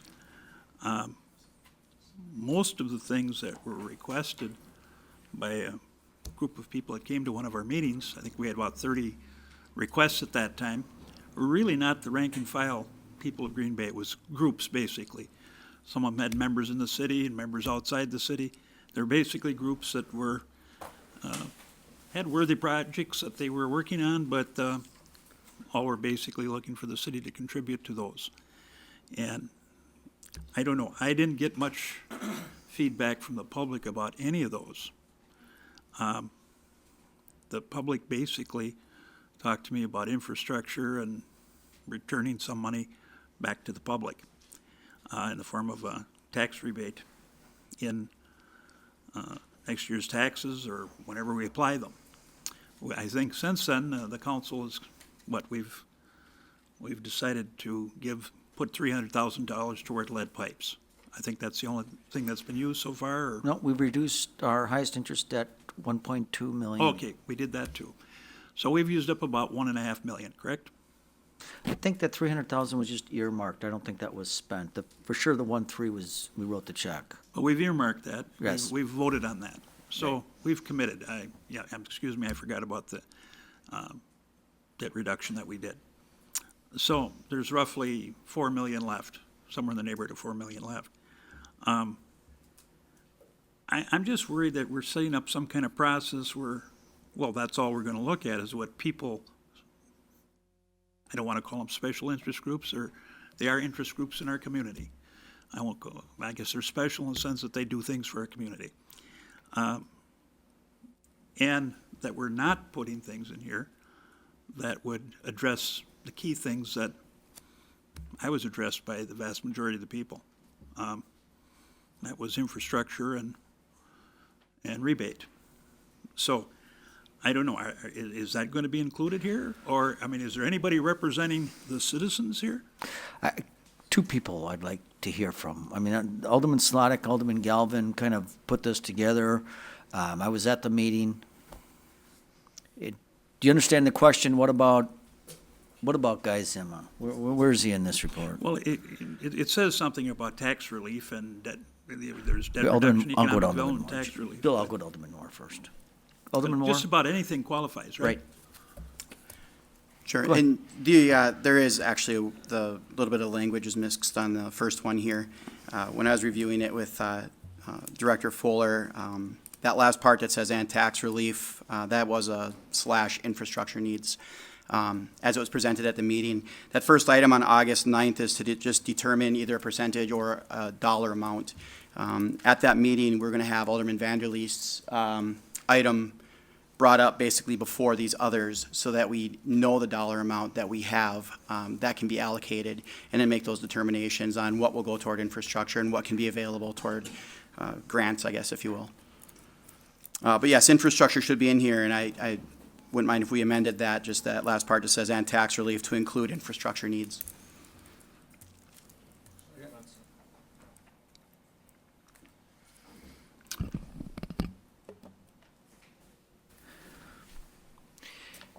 You okay with that for starters? Well, okay, sure. All right, so let me get this. There's a motion on the floor to amend item 1 after economic development tax relief to also include infrastructure needs. And there was a motion by Alderman Moore, second by Alderman Dwayne. All in favor of that additional motion, please signify by saying aye. Aye. And those opposed, nays. Any other thing you want to change, and I'll take it all. Well, I guess I'd just like some explanation. It says August 9th, to determine distribution percent. So the Finance Committee is going to recommend what percent should be to each one? Am I understanding that correctly? Yes, if I could have the chair comment on it. We did have this discussion, but that is the plan. And also have an application for approval by the Finance Committee. Create an application for approval. What do you mean by that? Alderman Moore, you chair that. Thanks, Your Honor. So the application is to be modeled, same as we distributed the additional $59,000 in CDBG funds. We're created an application so everybody that wanted to apply for the funds had the same requirements, whether it be a business plan, whether they show where the economic development is, or the impact, I should say. If there's going to be an increase to the tax base, utilizing the matrix that Alderman Galvin had put forward with Director Fuller. So the application would have to address the items on there. We would create a committee to then, once we have that application approved, the date of September 30th would allow, if approved by council, from the approval of council until September 30th, the deadline for those organizations to submit applications for those grants.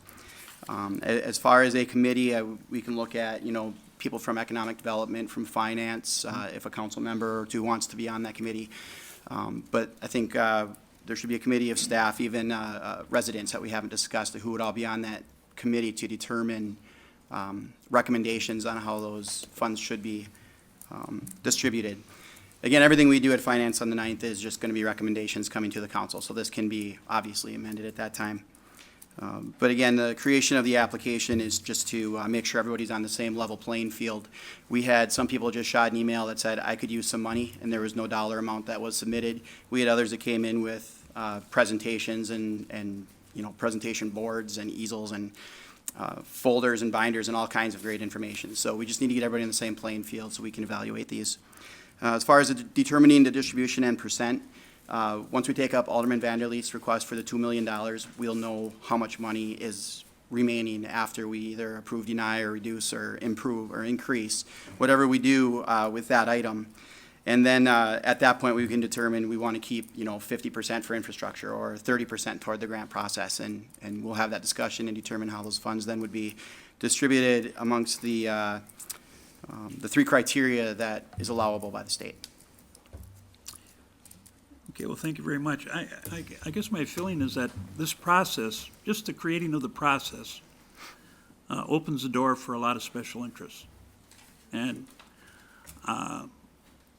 it was almost unanimous in my travels through my district that they wanted it for something that generally helped everybody. And they were always talking about a park improvement, street improvement, the railroad crossing improvement, Colburn Park pool was brought up, etc. Nothing about giving to groups. I think there was one person in favor, there was one who talked about, and there may be others, but that I talked to that was in favor of using it for a ball diamond. I just feel the process is inviting people to think that they can get something for their organization. And I want to discourage that idea. I want this, if it all goes to debt reduction, tax relief, infrastructure, if your infrastructure is not in good shape, you can't have very good economic development in the city. But I sense that this is another thing to open the door, really, to those 30 or so groups that came and asked us for all different sorts of money and all different projects, none of which I thought any of them were anything I'm personally against in any shape, form, or manner, but it's not the business of government. I always feel a government should try to provide for people things that they can't individually do practically for themselves, that affects the whole neighborhood. Now, when we get to economic development, you can put any old thing you want there. The millions and millions of dollars that have gone to a few people in this city is not where I want this money to go. This is pretty sacred money, in my opinion.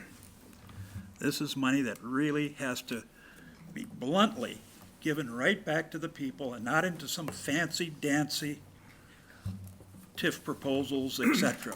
We have those tools to do whatever we want, when we want. We just passed one a little earlier over my objection. But this should be strictly, I think, for tax relief, infrastructure, and I guess I'd include debt reduction. This economic development is it's an undefinable thing. And I just don't feel good about this. I think at this point in time, we should just let them tell us what they think by August 9th. Are we even going to know about where's the progress at the pool? Because we need to have that go to bid, so we know if indeed we need some extra money for it or not. Could our director tell us where we're at that? Donnie? Well, they're both kind of working it. We're still working on the bids right now. We're looking to have the consultant get it to us by mid-September.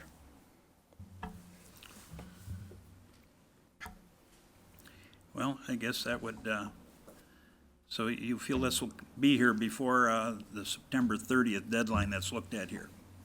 Is that correct? Is that for sure, Donnie? That's the goal that we're shooting for right now, mid-September. Okay, come on. Well, I'll let others speak on it. I feel uncomfortable. I feel this is inviting people, getting people's hopes up about using that $4 million to subsidize their individual I need that operation. watch. I think it's gotta be for, like I said, Right. infrastructure, tax relief, debt reduction, that type of thing. All right, thank you. Alderman Vanderleest, this is on the item 12. My proposal was the property tax relief, and we'll be taking it up then next month in Right. August, so that'll be fine. All right, thank you, sir. $2 million, thank you. Okay. Alderman Zim, if you could shut off your light, then the next light will go on. Alderman Nicholson? Thank you, Mayor. Question, the communication that myself and Alderman Dwayne placed in, where did that go? Remember a month ago? It's on the list. It's on the list where? It was included in your finance packet. In the finance agenda as well as the detail. Oh. So it's an option that would be considered. I don't see it, Dawn. Let me see if I have a finance agenda with me. Pardon? Part of the finance report was it?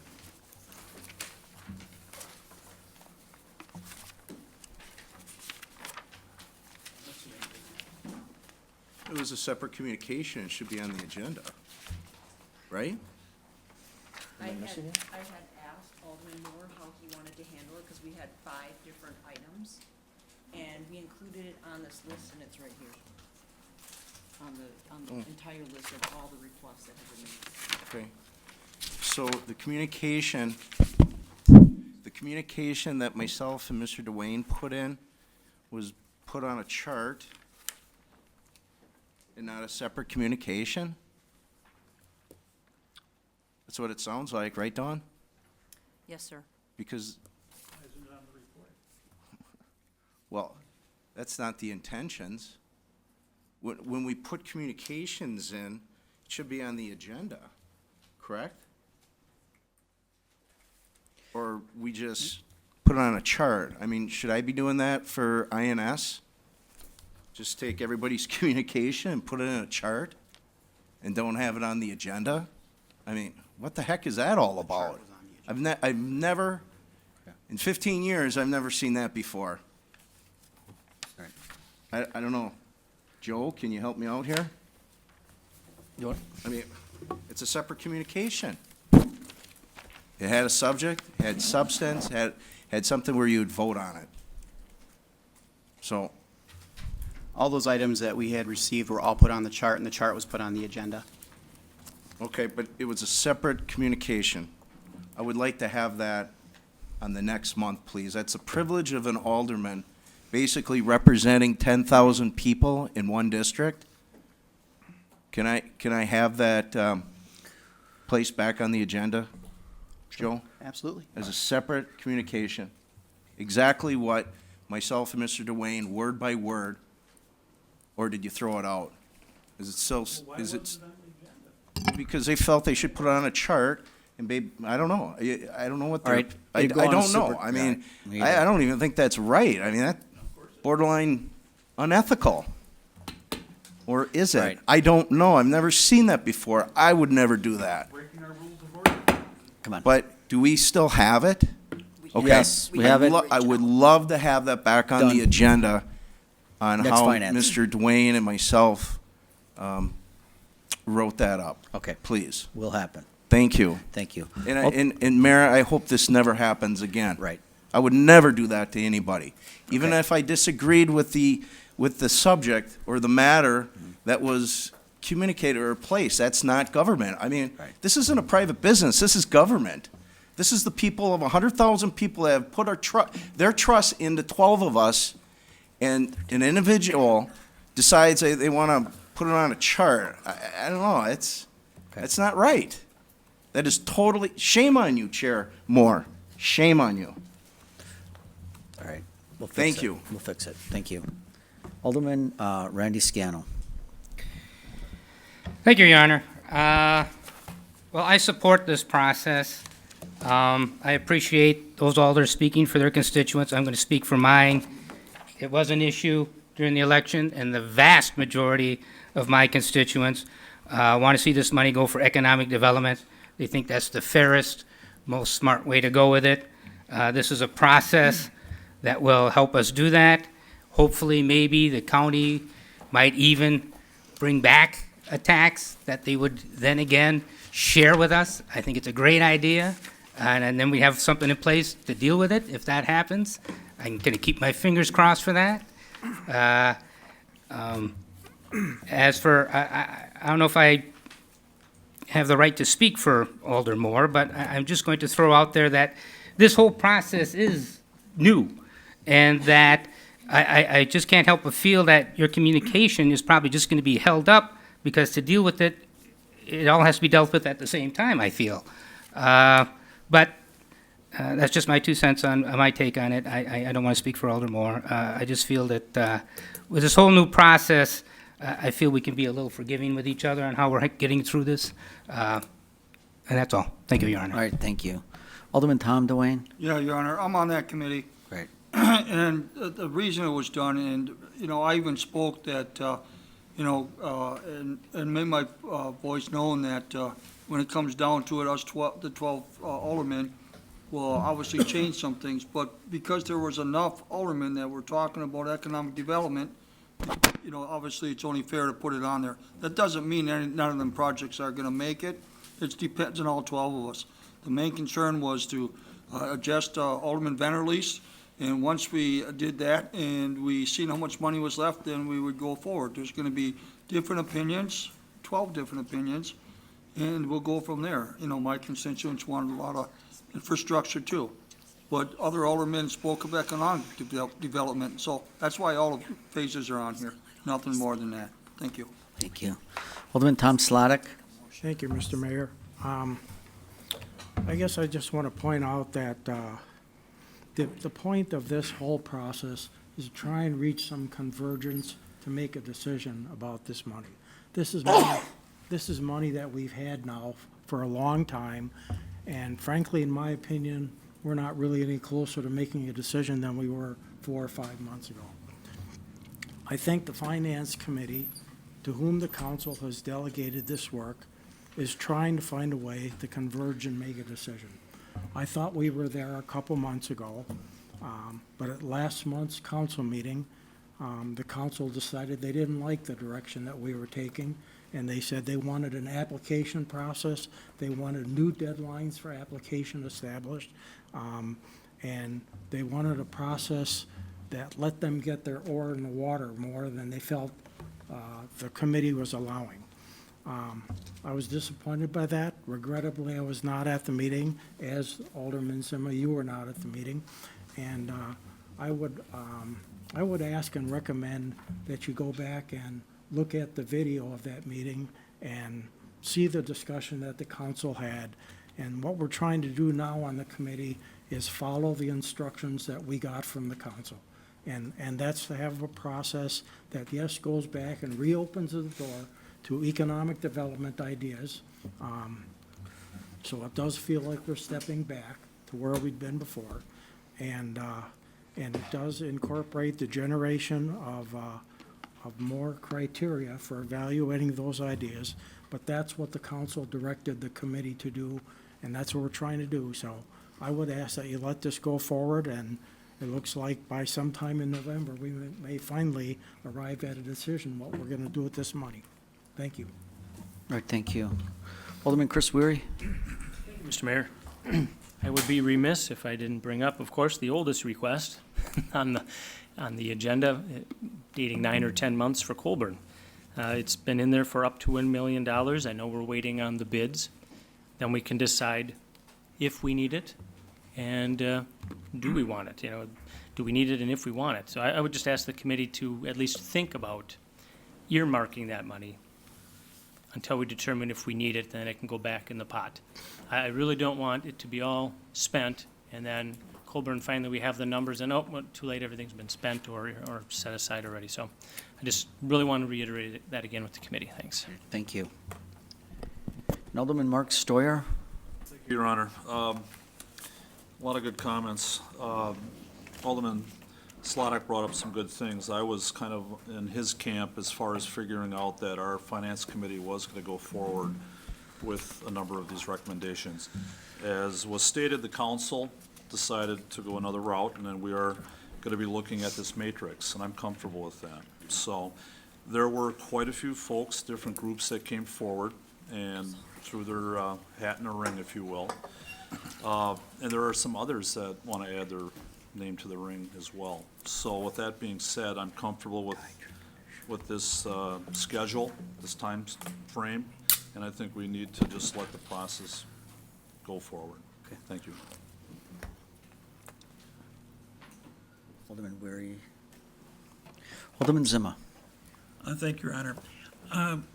The final, and just on the schedule here, hey, and I apologize, I don't know if I understood correctly what Donnie Kramer was saying. Are the bids going to be in for our review by mid-September? Or is just the bid documents are going to be ready by then?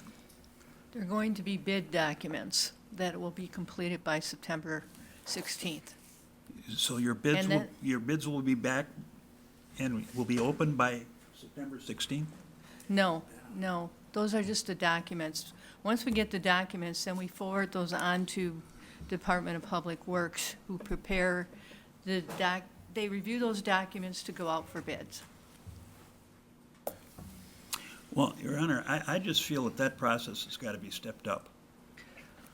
This puts the bidding beyond the scope of what we're going to make a decision about here. Alderman, you're going to have to move this.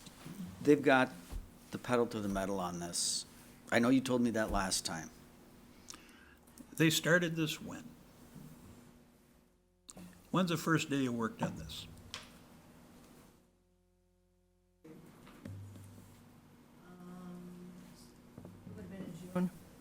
May and June. May and June. As you recall, Mr. Zimmerman, we were still trying to decide what pool in the park committee that we were going to go ahead and put the documents on. I thought we made that pretty clear here. I don't know, Your Honor.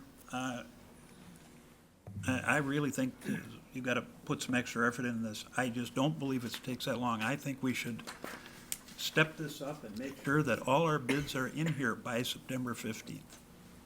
Everything's got to be done by then. Okay. I will do my best. It's not a matter of doing your best. It means they got to do it. Then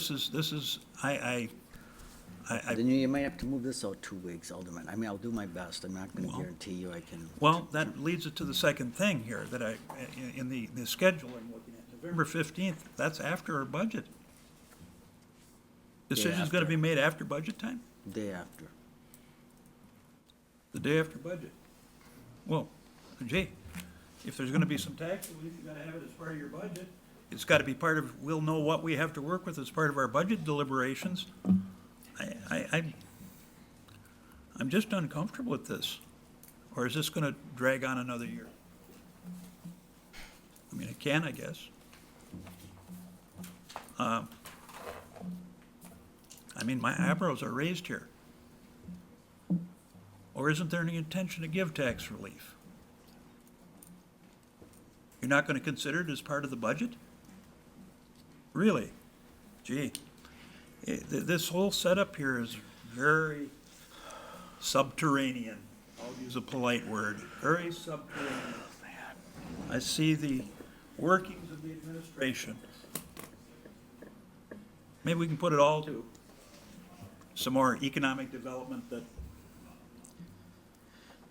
will make people grateful to our administration. I'm not satisfied with this. I think it has to be moved back. I think we have to have some decision on this. By the time we're doing budget deliberations, when is the Finance Committee scheduled to look at the budget this year? October sometime? I believe it's November 1st. Okay, November 1st. Well, we've got to have these decisions made before that. So it's time for metal to the pedal, pedal to the metal. I really feel it's been a serious foot dragging on on Colburn Pool for as long as it's been in existence. This administration has done everything they could to put the sword to it, but the community prevailed. And it may need some extra money. I'm hoping not. I think if it's something, I feel it probably will be minimal. But, we just can't get those documents done. Well, then put an extra person to work on it. Yeah. You can put work on anything else you want to put to work on. I'd say, let's get these bids done. Everything in and bids done no later than mid-September, so that we have that to review. And I'm going to make a separate motion to that effect after here, if you'll recognize me. And then I want the recommendations by the Finance Committee to be prior to our budget deliberations, so that we have a good handle on what's what. So I'd make an amendment that the presentation to the Finance Committee, I don't know, what date should it be? No later than October 15th?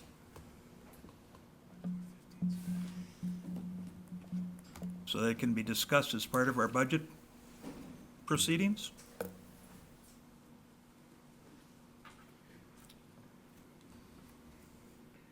I'm looking for some help here. I'm not the administration here. Maybe Dawn can, Dawn, can you give us a schedule that would have all of this in place so that we can give our deliberation to it prior to our budget? Well, here, if you stick with October 21st as a presentation of recommendations to the Finance Committee.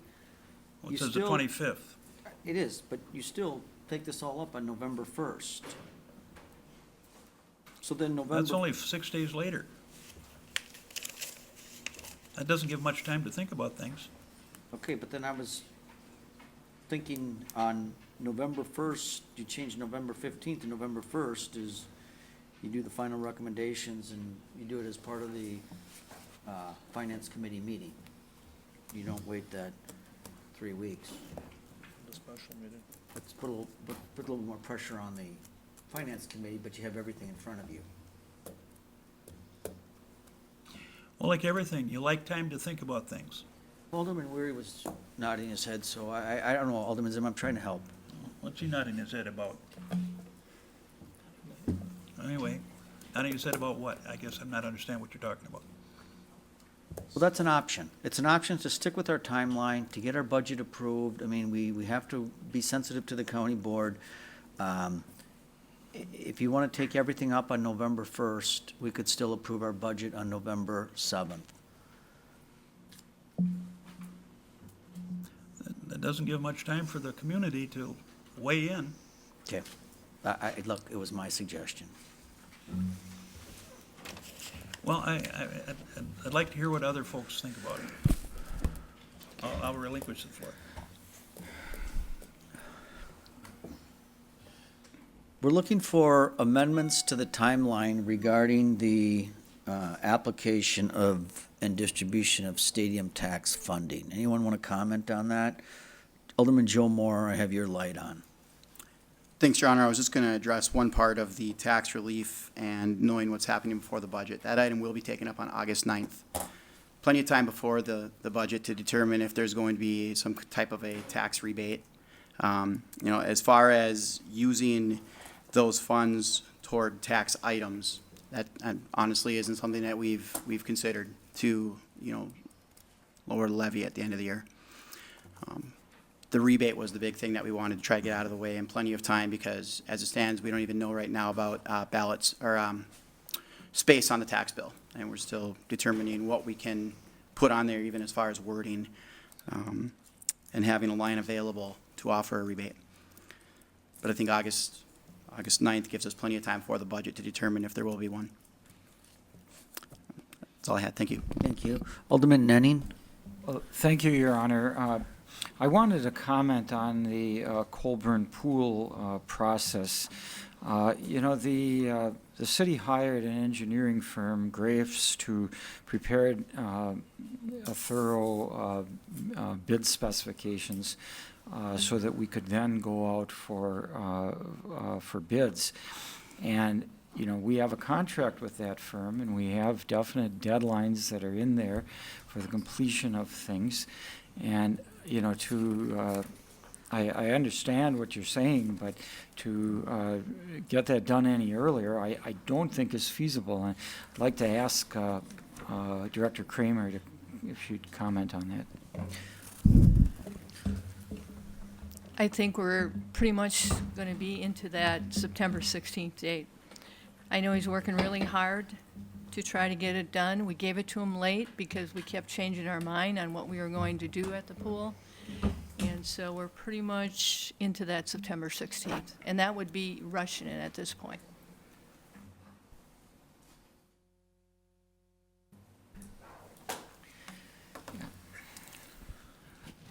So, you know, it seems to me that on the issue of whether you're going to put some type of a credit on tax bills, you know, that can be discussed at the Finance Committee and maybe a decision made on that.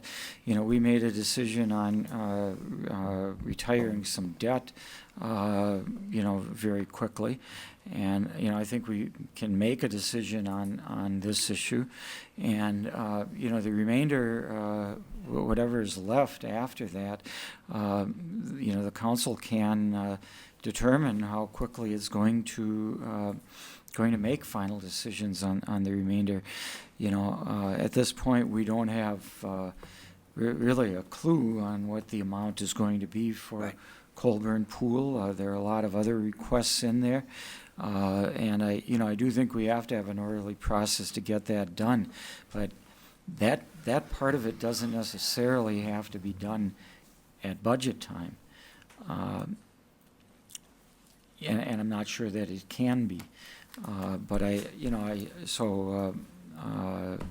we can handle Alderman Vanderleest's request, make a decision on that.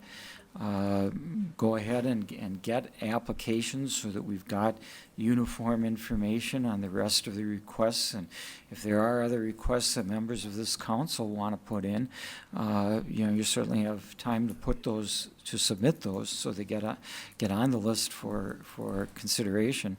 I don't know how much money we're going to have left at that point to distribute, but I'm sure there will be no shortage of projects that those funds can be used on.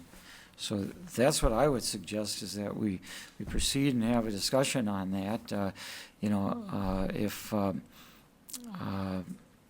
we make a decision first on Alderman Vanderleest's request, we see what's left, we get applications for, you know, any ideas for the remainder, and then proceed it in an orderly manner. You know, these are deadlines that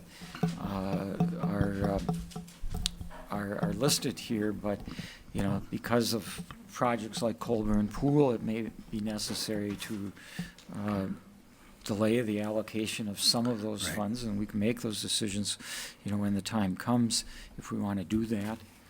But, you know, this establishes a process which we probably should have done right from the start, rather than just receiving proposals at random from various community groups and others. But you know, it does establish a process, and let's see how it goes. Be on the next finance agenda, and any of us can be there with our thoughts on it. All right. Thank you. Thank you. All right, Alderman Scannell, your last slide. Yep, thank you, Honor. I like Alder Simmons' idea of getting this done before budget, and I think November 1st should work fine. I mean, it's 6 days, it's tight, but it's going to be a process where public input's going to be going on all along. So it's not like those 6 days are going to be a big surprise of, you know, people are going to be aware of where we are every step of the way and a part of that process. So I don't think 6 days is too tight to get that done. Are So you I kinda, are you making a recommendation to amend November 15th to November 1st? yes, I will make that recommendation. And that's seconded by Mark Stoyer. Anything else on that, Randy? No, I don't think so. I think that's it. Thank you. So then, gentlemen, what we have before you on item 12 is to amend the first part, August 9th, is economic development and tax relief to include infrastructure needs. And then then that was passed and second and voted on. And then the fourth item, November 15th, 2016, was amended to November 1st, 2016, for final recommendations presented in. I know. So we are on that amendment. If we're only voting on that, then we'll vote on the whole thing to adopt as amended. So the motion is second on the floor right now is to change November 15th to November 1st. All in favor of that motion, please signify by saying aye. Aye. And those opposed, nay. The ayes have it. Now I'll entertain a motion to adopt the whole item as amended by Alderman Scannell, second by Alderman Barb Dorf. Alderman Zima. Your Honor. Well, it seems like we will have our bids available before we make a final recommendation about it all, so that should work out. Now, the October 25th presentation of recommendations to the Finance Committee. That's folks that want something? Is that what we're talking about? What that is, Joe? Yeah, Your Honor, that would be the committee's recommendations to finance on what the special interest groups, which ones would have the best impact on the community and how those funds would best be distributed, whatever that amount of funds is that we allocate toward the economic development. Okay. I'm just thinking that that should be a little sooner. You have a very short time between the presentation of recommendations and the budget meeting. Can that be moved to, I don't know, Alderman Gavin. October 15th? Wake up over there. This is your kind of schedule. Are you okay with moving the October 25th? Alderman Zima's concerned that's a little too close to November 1st. Any thought of backing that up a week or two? I don't have a problem with that. You chair it? Yeah, we've allowed 6 weeks basically from council approval to that point. I mean, those folks that are out there looking to get a grant, I mean, most of them, their plans are put together. So if we move that up 2 weeks and allowed 4 weeks for the application, that would be perfectly Well, fine. can we move that to the Finance Committee's second meeting in October? The 25th is the second meeting. It is? Yeah, the 11th. All right. Could it be moved to the 11th or not? I'd be fine with that. If for any reason there's any delay, I think the committee would be okay having a special meeting as well to review these. Okay, I make a motion to With the 11th? move that October 25th to October 11th. Second. All right, there's a motion by Alderman Zima, second by Alderman Moore to move that October 25th meeting to the first meeting, which is October 11th. All in favor of that motion, please signify by saying aye. Aye. Again, for the record, I just want to adopt the whole thing as amended. So by Alderman Scannell, So moved. second by Alderman Zima. All in favor to adopt item 12 as fully amended, please signify by saying aye. Aye. And those opposed, nay. The ayes have it. That motion carries. We're on to the report of the Improvement Service Committee. All right. Well, we're So looking. moved. There's a motion by Alderman Nicholson and second by Alderman Galvin to approve the report of the Improvement and Service Committee. That was for the meeting held on July 13th, 2016. Are there any items in this report you wish to handle separately? Item 9. Item 9? 2. Number 6? Okay, who pulled 9?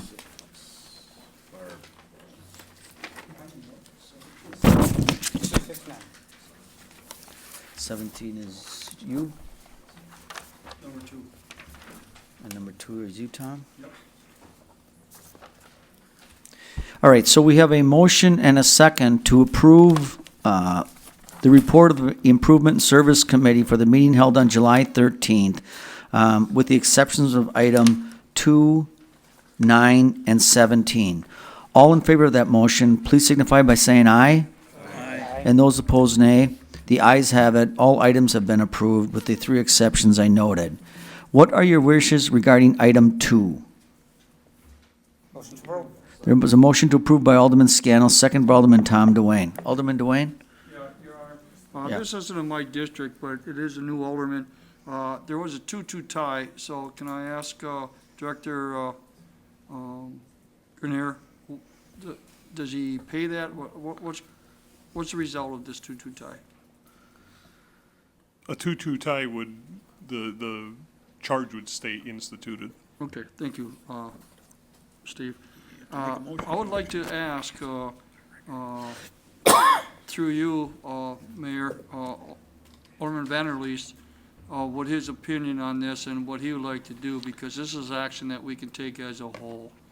I mean, All right, Alderman Vanderleest, you want to comment on item 2, which is to take no action regarding, If there's somebody here to speak on their behalf of trying to get the money back, if they're here in the audience, if they could step forward. all right, so then why don't you make a motion to open the floor to hear from interested Make a parties? motion to open the floor. second. All right, and that was seconded by Alderman Stoyer. All in favor of that motion, please signify by saying aye. Aye. And those opposed, nay.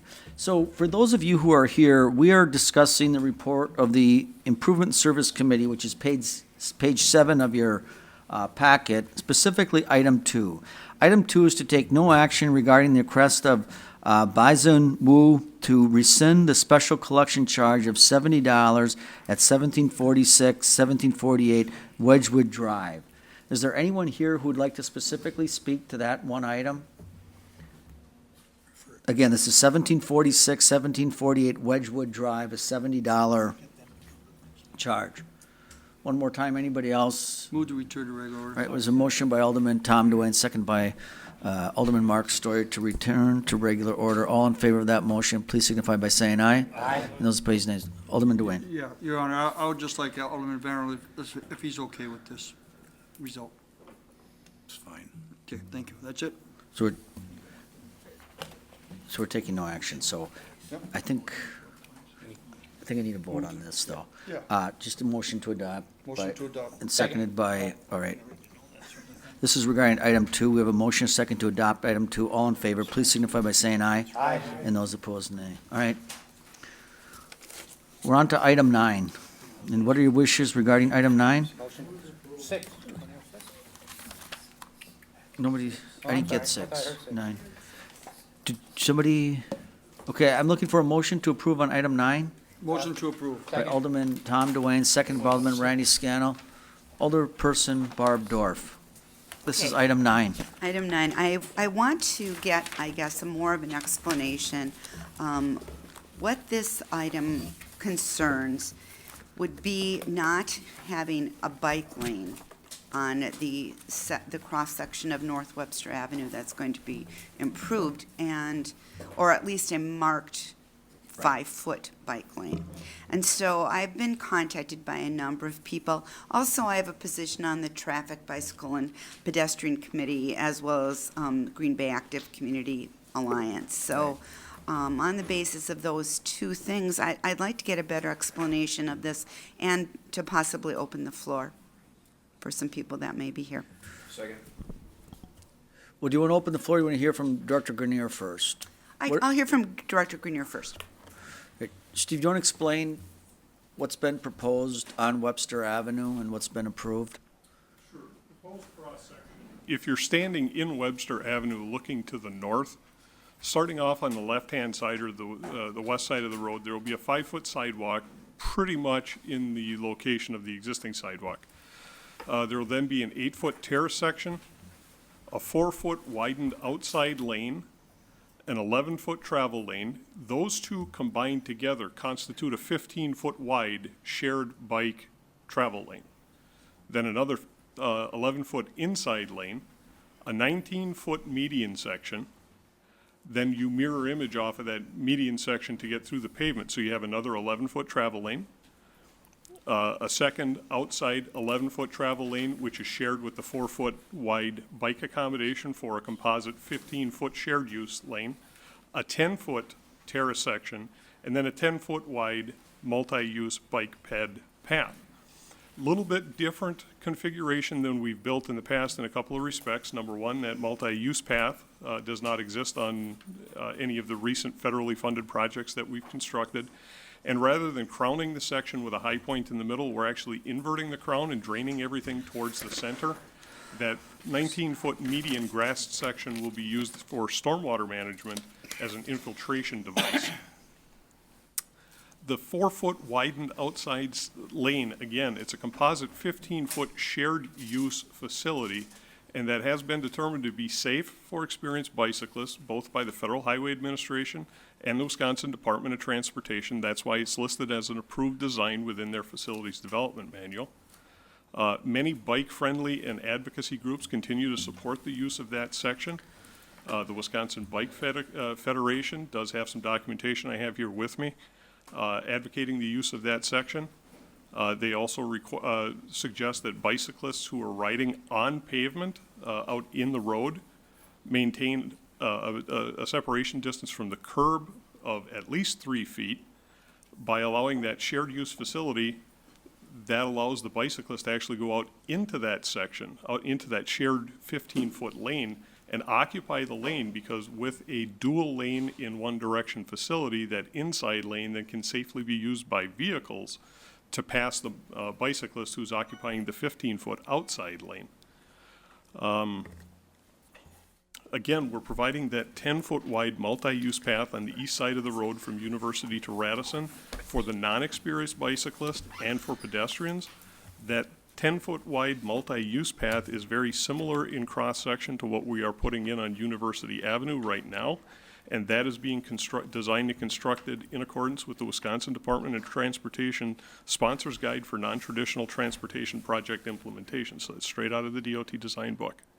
We did consider looking at a 5-foot wide striped bike lane early on, but that design was not forwarded for additional consideration. The section that we brought forward does address all users, the experienced bicyclist who can go into that 15-foot shared lane, the recreational cyclist, which is now being handled in that 10-foot wide multi-use path on the east side, and pedestrians who are being accommodated both by the 10-foot wide multi-use path on the east side and the 5-foot wide conventional sidewalk on the west side. The 5-foot striped bike lane adds an additional foot of concrete pavement that accomplishes nothing more than the 4-foot outside, widened outside lane or 15-foot shared lane.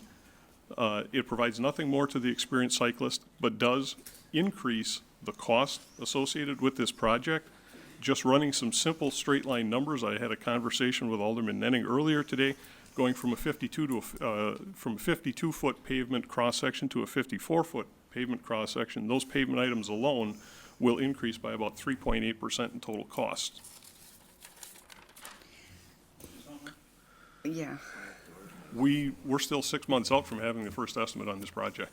We're in the 30% design. We need to have a cross section before we can go forward and get any design work done. That's what we're doing tonight. It'd be $6 million. And so we don't know how much more, we know a percent of how much more, we don't know exactly how much more. Are the Sharrows going to be in that 4-foot lane? Is that part of the plan, as we have on Cherry Street? They are not at this time, but that question was asked at INS last Wednesday, and we did indicate we would absolutely look at those.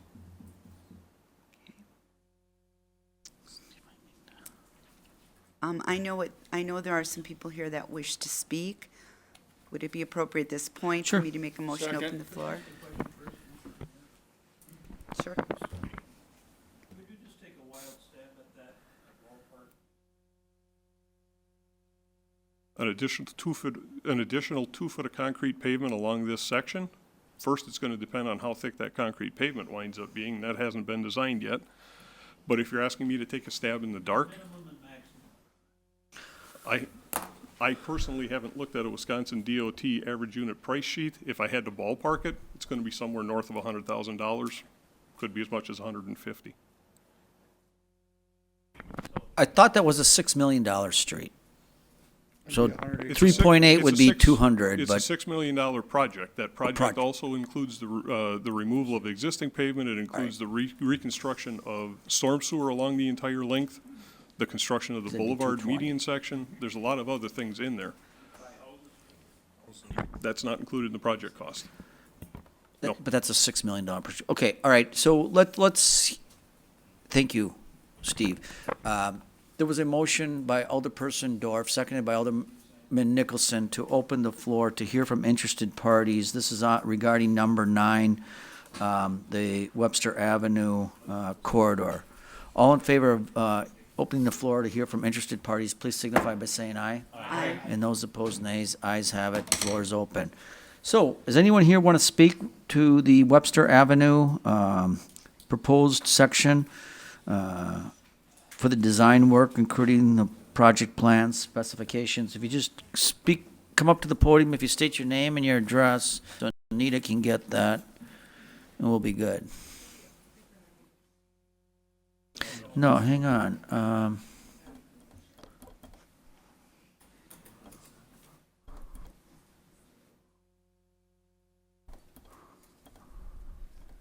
Okay. Hello, thank you.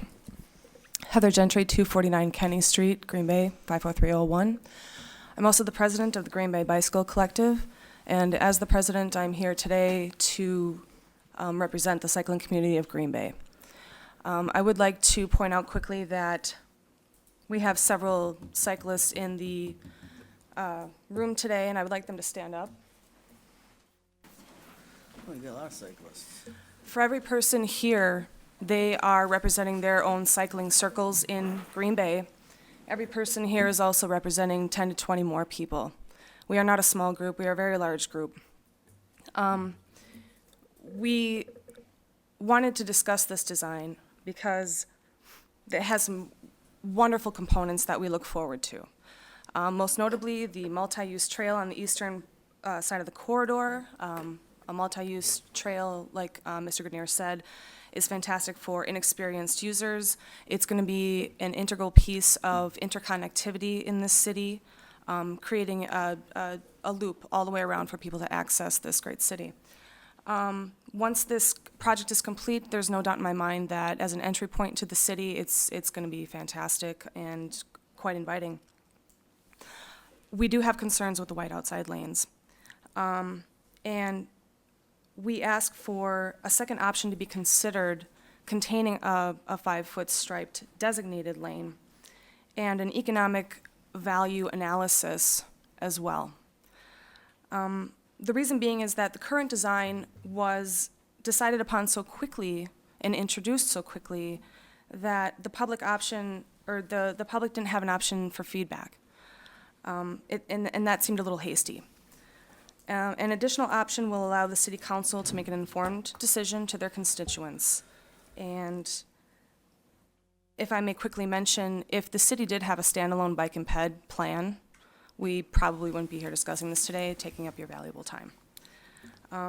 But I would like to mention that, this topic is a little more than just about striping a lane and concrete. Of course, there is cost, but safety is also an issue. And I'd like to discuss that for a second. Excuse me. According to the DOT, and this is a very new statistic, well, maybe it's not that new. It's pretty recent, though. Each year, cycling brings in $1.5 billion into the state of Wisconsin, and it's growing.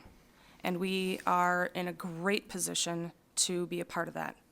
Our cycling community is growing nonstop. We are seeing it every day. We're seeing more cyclists out there. We have several bike shops opening up, and they're growing as well. They're doing very well. But the economic value doesn't just come from cycling tourism or races or athletics. It also comes from commuter cyclists who use it every day. All the buses have bike racks. People are using those bike racks to get from point A to point B. And to have a very safe avenue down Webster, and not just the beginning of Webster, but maybe throughout the entirety of Webster, we feel is important. When you have a wide outside lane, 15 feet, motorists perceive that as just a wider driving lane, and they increase their speeds. I spoke with Andrew Fulser today from the DOT. He is a representative for the Northeast Wisconsin DOT, and he agreed to that specifically. It's observed all over the state. Because cyclists are classified as vehicles on the road, they do have the option to take up that entire lane. However, even some of the bravest cyclists that I know, if they were on North Webster and a semi was coming up pretty quickly behind them, it would be quite intimidating. When you stripe it, when you increase that alley, and actually, I would also like to mention that the wide outside lane is not a designated bicycle facility, it is an accommodation, meaning it will accommodate another user on the road. It doesn't mean that it's designated for them. And like I said, it can be intimidating. Driver intimidation to cyclists happens every single day in this city. And that's because we haven't educated our drivers well enough, I believe, on cyclists' rights and rights to the road. Now, a 5-foot striped lane, what that does is it designates where a cyclist should be. It makes them feel safer, and it also keeps the cars where they should be. And that perception that the lane is now narrower rather than being 15 feet wide, now it's 11 feet like the standard driving lane, speeds tend to maintain or slow down. So on that aspect, we feel it's safer, especially on an arterial like Webster, to have a 5-foot striped lane. We still think that a multi-use path is absolutely essential to this plan because of the internet connectivity and the fact that you're going through a neighborhood that is largely underserved. You're going to have, you're going through family neighborhoods, you're going to have inexperienced cyclists and children using that area on a very busy street. But I guess as long as we can make the corridor safer for everybody, we aren't unreasonable.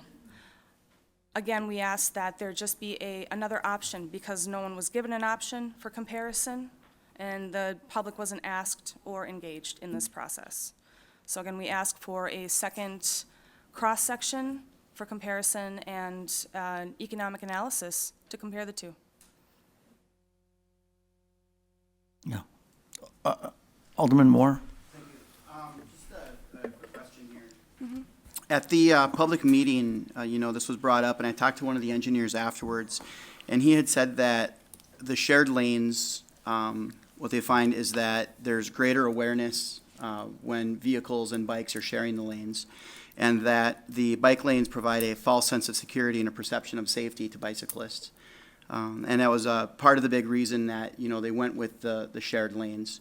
Especially on Webster where it is a truck route, it's a designated hospital route, so you have ambulances coming through quite often. Station number 2 is the busiest fire station in Green Bay. So to have people come down that corridor with a sense of security in that lane, when an ambulance or a fire truck is driving down the street, everybody needs to pull over to the side of the road. And, he had made, I thought to myself, he had made a pretty good case on why they shouldn't do that. But would you refute that the perception of safety or the false sense of security? I mean, you're the one that's on the bike and you're the one that's out there riding, but if you're in a shared lane, are you more aware than if you're in a designated? I definitely feel more secure in a 5-foot striped lane. I guess I would perceive it as safer. However, I also consider it more predictable. I can predict where the car is going to be, and the car can predict where I'm going to be. Okay. Whereas when you're sharing a lane, you can't necessarily predict how close that car is going to get to you before it wants to pass you. They can't predict if I'm going to change lanes quickly or move to the right or, maybe just move inches close enough that we contact. Okay. And then my second question, just quickly for Director Grenier, is there a additional cost that's going to go to the engineers if they designed a second plan on this? Three quarters of this project is my district, and the only concerns that I've heard from any constituents is who's maintaining the all-purpose path because they don't want to shovel it, and so that's been resolved. But really, at $100,000, I'm more interested in what the safest and best use is going to be. I understand there's great requests, from the bicycling community. And this is a street, as Ms. Van den Elzen had sent an email out, that, is going to be here and in this condition for the next 50 years. And where is our society trending? Is it trending toward more pet and bike? And I think that City of Green Bay is a car community, and I think that we're starting to trend toward the ped and bike. So I just need to be convinced that it's the best thing out there. Okay. Alderman Vanderleest? I didn't have a comment at this Okay. time. Alderman Zima? Is there a possibility of a narrower designated lane? Like, for instance, 4 feet instead of 5? I have been told that you can legally stripe a 4-foot lane, but you cannot designate it a bicycle facility. That's as Well, far that as, sounds like catch-22. doesn't it? I mean, I think it defies logic to say that an unmarked lane is going to be safer than a marked lane. I mean, I agree with you on that. Right, But, so yeah. you're saying it's against the law to have a 4-foot lane? I would rather have a 4-foot lane than no lane. According to my knowledge, I'm not an engineer, you'll have to ask Mr. Grenier, he knows better. Maybe we'll just We were ask him told for a when we- second for purposes when of we asked- discussion. When we Is asked, it against the law, Mr. Grenier? I wouldn't say it's against the law. I would say it's against the policies that need to be followed in order for us to qualify for the federal funding we're receiving. Are you saying if we did 4-foot lane instead of a 5-foot lane designated, that we would lose our federal funding? We can't designate it as a bike lane. What's that? We can't designate a 4-foot wide facility as a bike lane. So it's either or, it's 5 or nothing. It's 5 or the shared use outside lane. Okay. Oh, wait a minute, can I just pick up on that? I think you're onto something here. If we do, I mean, when you take the 11s, the medium, 11, and the 4, and you stripe the 4-foot lane, I can't call it a bike lane. right? But you can stripe it, and we don't lose any federal money. That I don't know. I haven't looked into it. Tonight was the first time I've heard of that. Well, I mean, we have our traffic director that says it gives false sense of security, but I've heard that doesn't make sense to me. I would feel a lot more secure with a stripe than without a stripe. I wouldn't even get on a road that didn't have a stripe, as far as I'm concerned. And I don't know if I want to get on a road, period. I might get a heart attack. But anyway, I sort of feel if you're going to have a bike lane, you should stripe it. But I just, well, we also. that's your position. We're also requesting, that economic analysis just be considered because of the statistic I mentioned earlier, 1.5 billion into this state. And we have seen firsthand our cycling community grow. I don't see that there's no economic value to increasing our bike and Are you ped saying we should do that to facilities. see if we can justify the extra expense? Is that- Well, I can tell you right now that multi-use path will definitely pay for itself. Absolutely. When you have your visitors come in here and they're looking to, say, go to Bay Beach, go to various parks, they're going to look for that interconnectivity. And multi-use trails are typically how they do because they're not familiar with the lay of the land. Now, a commuter trail, per se, I guess you would call it, or a 5-foot wide lane. Where does that trail cut off? It doesn't go all the way? Is that the problem? or- Not at this point, no. I believe it's, we're talking between University and Radisson. That's where that trail will go, but I don't know. You'll have to ask Director Grenier if that's going to meet up with the university project as well. So you think there might be a path that will get to where you want to go without having to have the bicycle lane? Okay, so the multi-use path will parallel the road, okay? And we're asking at this point on Shouldn't all Webster. the bicyclists use that then? Isn't that safer? It's safe for inexperienced riders. It's safe for children. It's safe for maybe seniors. Now, when you have experienced riders who are That'd be me, right? bulleting, maybe, if you are bulleting down the road and you do impose a risk, if you're a seasoned cyclist and you don't want to use the shared wide outside lane when maybe there's heavy traffic during rush hour or there's a lot of it's a little semis on the slower, road, is that the idea? they'll probably take the multi-use path, but they're going to be zipping in and out. Now, maybe just for a small comparison, if you look at the Fox River Trail, it's the first or second most widely used trail in the state.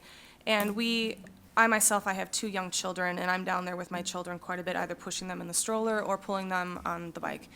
And we do have issues with some of the athletic cyclists, seasoned cyclists, commuter cyclists who are zipping past us. And kids, as you know, they'll go left and right without the drop of a hat. And they got to look out for those commuter cyclists or those cyclists that are much quicker. And let me tell you, if those cyclists had an option of better facilities on the road, they'd prefer the better facilities on the road. They're not going to mess with a multi-use trail. They don't want to have to navigate other people. Okay, thank you. Anybody else? Yeah. Darn. Alderman Stoyer, was that you? For coming in. Am I done? What's that? Are you asking me a Yes, question? I'm going to be talking to you. Oh, okay. What did I say? Did I say something? I gotta vociferate here. Anyway, have your groups looked into some of these costs? I mean, I've talked with Director Grenier, and I've talked with a number of folks in your bike community. Have you done any research at all on this whole deal of having a 5-foot lane? Well, we've been talking to the Bike Fed. We work very closely with them as one of our goals in the Green Bay Bicycle Collective is to educate and increase awareness here about cycling safely in Green Bay. The planning manager at the Bike Fed, Sarah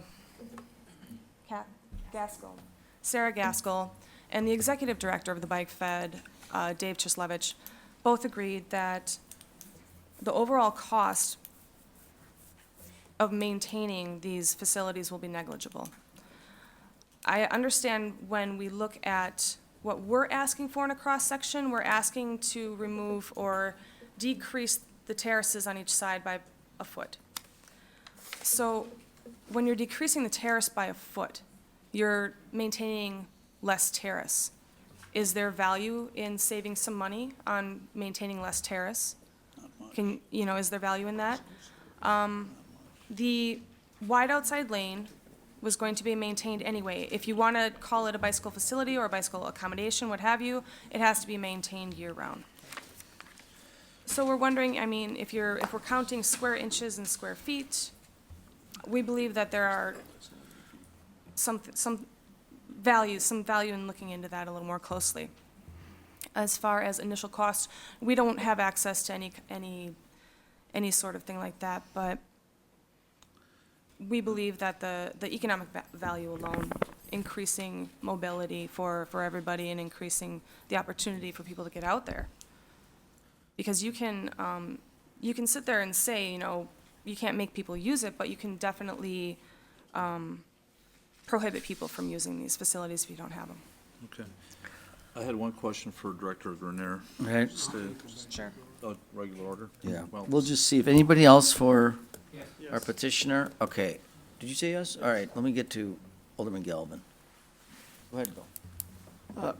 I bike a bit, and I've been around the state, and I noticed that Green Bay has almost non-existent marked bike lanes compared to other communities I've been in. And I'm asking, how many communities do you think in Wisconsin have better marked bike lanes and routes than the city of Green Bay? How many cities in Wisconsin? In Wisconsin. Well, the Bike Fed just released their top 13 cycling cities in Wisconsin. We're not on it. Appleton's on it. La Crosse is on it. Stevens Point is on it. Trying to think of any place smaller than us is on it. Obviously, we have Madison and Milwaukee and the surrounding areas. We're the third largest city, so everyone other than those Everyone two other than is us. smaller than us. That's correct. Okay, thank you. You're welcome. Alderman Scannell, something else? May I ask just one question Yeah, for Neer go that ahead. will relate, then I'd have to, like to ask you? Okay. Director Grenier, we talked about Sherrill's, but are there any rules about if we painted a 4-foot band down the sides of the roads?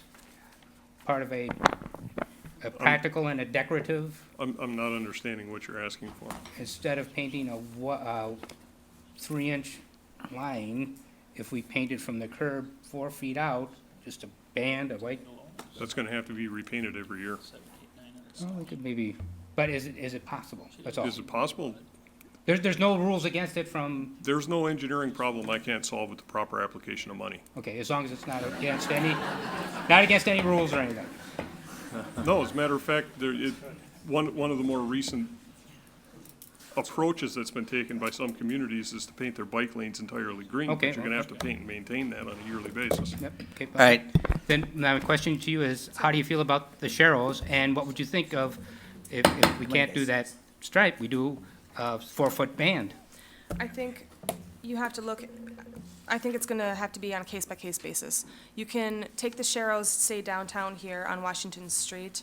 I find them acceptable. There's really not much more you could do in a situation like that anyway. On a project like this, where you really are rebuilding the footprint and putting in all this new infrastructure, a Sharrow is outdated. Okay, what about the idea of a band? A band, like we talked about before, it gives the perception of it makes things more predictable, and it gives the perception of security. As long as it's legal, I see no problem with it, So that might be a way to go. potentially. All right, any other questions for this young lady? Anyone else wish to speak to this item? Come on up, state your name and address. Okay, can we get going here? Good evening, Jen Vandenelzen, 3321 Cottage Hill Drive. I am in agreement with everything stated by Heather, and as she mentioned at the beginning, we have a group of quite a few folks here that would all be willing to come up here individually and speak, but we're doing our best to kind of condense this down out of respect for your time. Just one point on the idea of, striping a 4-foot facility. It was mentioned that a cyclist, if a cyclist is supposed to be about 3 feet from a driver, hopefully more, but at a minimum 3 feet from a car, and you've got a 4-foot lane, now they're kind of just riding right on the curb. So I think there's probably a reason that the recommendation is that to stripe a bike lane, you need at least 5 feet. I know with federal dollars, there is going to be a requirement to have some type of bicycle accommodation. So I think what Director Grenier was indicating before is that we don't know whether or not that 4-foot with the stripe would count, and that would have to be looked at. That being said, the side path, I think is going to be a wonderful facility for the inexperienced cyclists, as Heather mentioned. Really, though, when you look at a bike, they are a recognized user of the road, and they move with vehicle traffic. So if I'm a bike and I'm on a side path, my tendency is to move with vehicle traffic. So when I get to an intersection and there's not a stop sign or a stoplight or a yield sign, my tendency is to keep going because I move with the cars. If I'm a car coming up to that intersection, I'm thinking side path, sidewalk, same thing, they're all going to stop for me. So now we have these points of conflict, and we see an increase in the potential for an accident. So the side path is wonderful for a certain type of cyclist. If I am biking with my 3-year-old, I'm going to stop at every single intersection. If I'm biking into town from my home or from UWGB or from Bay Beach and I'm biking to downtown, I'm going to move by myself, without my 3-year-old. I'm going to move with traffic, and now I've got all these points of conflict that we do know when you look at the literature around side path would increase the likelihood of an accident. So there's that piece. And again, I wanted to, I drive that stretch of road a couple times 4 days a week when I'm coming into work from outer part of town into downtown. Cars move quickly. It's a posted speed limit of 25 miles per hour. The quicker cars move, the less safe it is for pedestrians, for bicycles, for other vulnerable users. So when we put that 11-foot lane with a 4-foot wide outside accommodation, we now, as Heather said, have this 15-foot driving lane. We see that speed differential go up. So now we have a road that is less safe for the pedestrian, for the bike, for the vulnerable user. So all that to say, really as a city, we see bicycle use growing. We see, more of a tendency for people to want an active, connected community. I've sat in so many meetings I can't even count where we beat our heads against the wall trying to figure out how do we get more entrepreneurs? How do we get more millennials? How do we get a more active, vibrant community that's attracting people? If we want to do that, we need to pay attention to these key corridors and make sure they're designed in a way that when someone gets off the highway, they enter our community, they go, oh, okay, side path, bike lane, and then they make assumptions about the rest of the community as well. when someone is biking around, when we're trying to attract students to attend UWGB, we're sick of them saying, oh, I don't want to go there because it's on the far outskirts of town, it's disconnected, I feel isolated. What we can do is create these different pathways, these different mechanisms to get people from UWGB to downtown and to other parts of the community so they feel connected. It's a strategy to, over time, drive up attendance and decrease that perception that our university is isolated on the outskirts of town. So again, our ask today is to refer this back to staff and to speak with the engineering firm and have them bring a second cross-section to consideration so that as a community, we can decide with public input, and the city council to decide what do we want? Do we want this facility that will be here for the next 50 years to have a bike lane and to welcome all users and set the tone for our community? Do we want that, or do we want to go with this option that will save us marginally in the grand scheme of things, a pretty small amount of money, and really kind of make it less safe and less attractive to a number of users in our community. So we're asking that we, at the minimum, consider 2 cross-sections, and at that time, we would come back again and talk about, again, the merits of picking that cross-section B that has that bike lane in it. I'd be happy to answer any questions. Any questions for Jan? Just Yep, You Randy? mentioned the ban, but how do you feel about the sharrows? You also feel those are inadequate, or the sharrows? I think when you are looking at bicycle facilities, there's a menu of options according to the Federal Highway Administration, according to the Wisconsin Department of Transportation. In each project, you look at that menu and you decide what's appropriate and what do you have the right-of-way for. This is a rare opportunity where we have the right-of-way to build, not the best, because the best would be a totally segregated bike lane, but a pretty top-end bike facility. So to take a lesser route that would be less safe and less welcoming to users, I don't know how much money would that really save us. We heard Director Grenier mention that, the cost of paint and having to do that each year. Would it really save us that much money? We did, we were challenged to find some literature that indicated that if we did a 5-foot striped bike lane versus the 4-foot wide outside lane, would that attract more users? We were able to find in the literature that you see about a 50% increase in users if you do that 5-foot striped bike lane versus the 4. Now, of course, you can find a study for anything, and you can look at them how you want, but we did find in the literature that mention. That was asked of us at the INS committee meeting, so. Thank you. Anything else? All right, anyone else wish to speak to this quickly?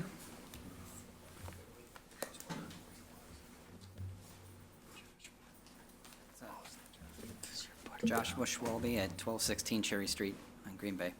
Thank you for hearing my comments. I mirror what both other bike advocates say. And again, I'd like to point out that for every person in the room that stood up, I've personally talked to 10 people that said, I would love to come and support you, but I have to work. I can't find a babysitter. I have kids. I'm actually late to work myself, but I find this a very passionate issue and something that's very important. I know I've talked to a few of you aldermen, and thank you for contacting me and giving me the time to give you my input. This corridor is very special because it connects quite a few places where the biking community at large, which aren't in this room, are going to be using, such like the transportation center, which is the hub for the Greyhound station, so any visitors coming in that don't have a car are going to be coming to this airport-type facility. If we have a bike share in the future, they'll be using it in this corridor from, say, the transit center. Paul's Pantry is widely servicing people who can't afford cars and would use bikes because it's a lot easier mode of transportation than walking. Downtown at large, it's very nice to bike to the farmer's market or bike to some of the events that are down there. And UWGB, we all know college students have financial burden, and if we can give them a form of transportation outside of taking up a parking space 7 days a week, it's very important. So this is a very special project, and we think it's a very good opportunity since it's a reconstruction that we do it right. I'm not an engineer. I don't want to pretend like I know all of the engineering complications. I'd like to say city staff does a good job, and I would refer to them to the engineering side of things. With that being said, I feel it's my responsibility, because I feel so passionate about the bikes, to delineate the difference between imagining what it's like to ride a bike in a bike lane and giving you the experience of what it's like to ride on a particular bike facility. Sharing a lane is a low-speed thing to do. It's very hard to share a lane with a car, especially in Green Bay. I don't want to place the burden on people that drive because they're getting very good at navigating around bikes. Very rarely, you do have someone who gets very upset, tells you to get on the sidewalk, doesn't really know how to navigate it, but I'm going to contribute that to the unpredictability of the bikes that are riding around town now because they don't have facilities. So this free radical bike person might be hard to navigate if you're driving and you have the responsibility not to hit them. To someone that's riding, the experience that you have is going to be comfort and safety. That's what gets people out on the bikes. That's what gets people out in the bike lanes. And really, that's what we're asking for. Everything else is just an engineering complication, and like Steve Grenier said, Director Grenier, with enough money, we can fix any of that. So as a council, you have to understand that we're asking for facilities that will get people out there and will use it. And it's not about the money, it's about allowing everyone to use the road. It'll open the door to encourage riding through suggestive infrastructure. So we're just asking that we get our own lane, you know, to say this is where the bikes go and this is where the cars go. Sharing the lane really doesn't say that. It just creates a 15-foot lane. I'll hurry up here. I also saw the research, peer-reviewed research that said a wide outside lane and a striped lane has about a 50% difference in ridership. So having that little extra protection, whether it's a full sense of protection or whether it's a real one, because it's really just paint on the road, makes a difference on who rides the lane or who chooses to ride on the lane or not. To Alderman Zimma's comment before, I want to say that there's 3 different speeds that we're talking about here. So if you can imagine 3 different vehicles, whether it be a car, bike, or another bike, they travel at 3 different speeds, and you really don't want to mix different speeds in the same lane. So we've got the traffic that's driving, I'm going to assume 30 to 35 miles an hour speed limit, which we know everybody abides by. We've got the commuter traffic that does 10 to 15 miles an hour, and then we've got the recreational biker, which goes from kids to grandparents. So that's really the separation that we're asking for. I think that the separated trail, it really accommodates for all of the lower ends of that. To Alderman Scannell's comment, I'd like to make the example on Walnut Street. I believe we have red concrete delineating the walking paths, and I think that's kind of what we're suggesting for the bike paths. I would be in favor of that, whether it be 4 feet or 5 feet. I really think that would give not the line, but it would give the delineation between the person that's commuting on the bike and the person that's driving in the 11-foot lane. I believe that's everything. All right, I would got a love couple to- questions for you, Josh. Alderman Zimma? Thank you, Your Honor. Do you think, could you ask your folks that are here, maybe they could stand up if they would be in favor of using some of the excess Packer money to pay for the difference in the project? Can I All address- those in favor, please stand up. Can I address the crowd? No, he's good.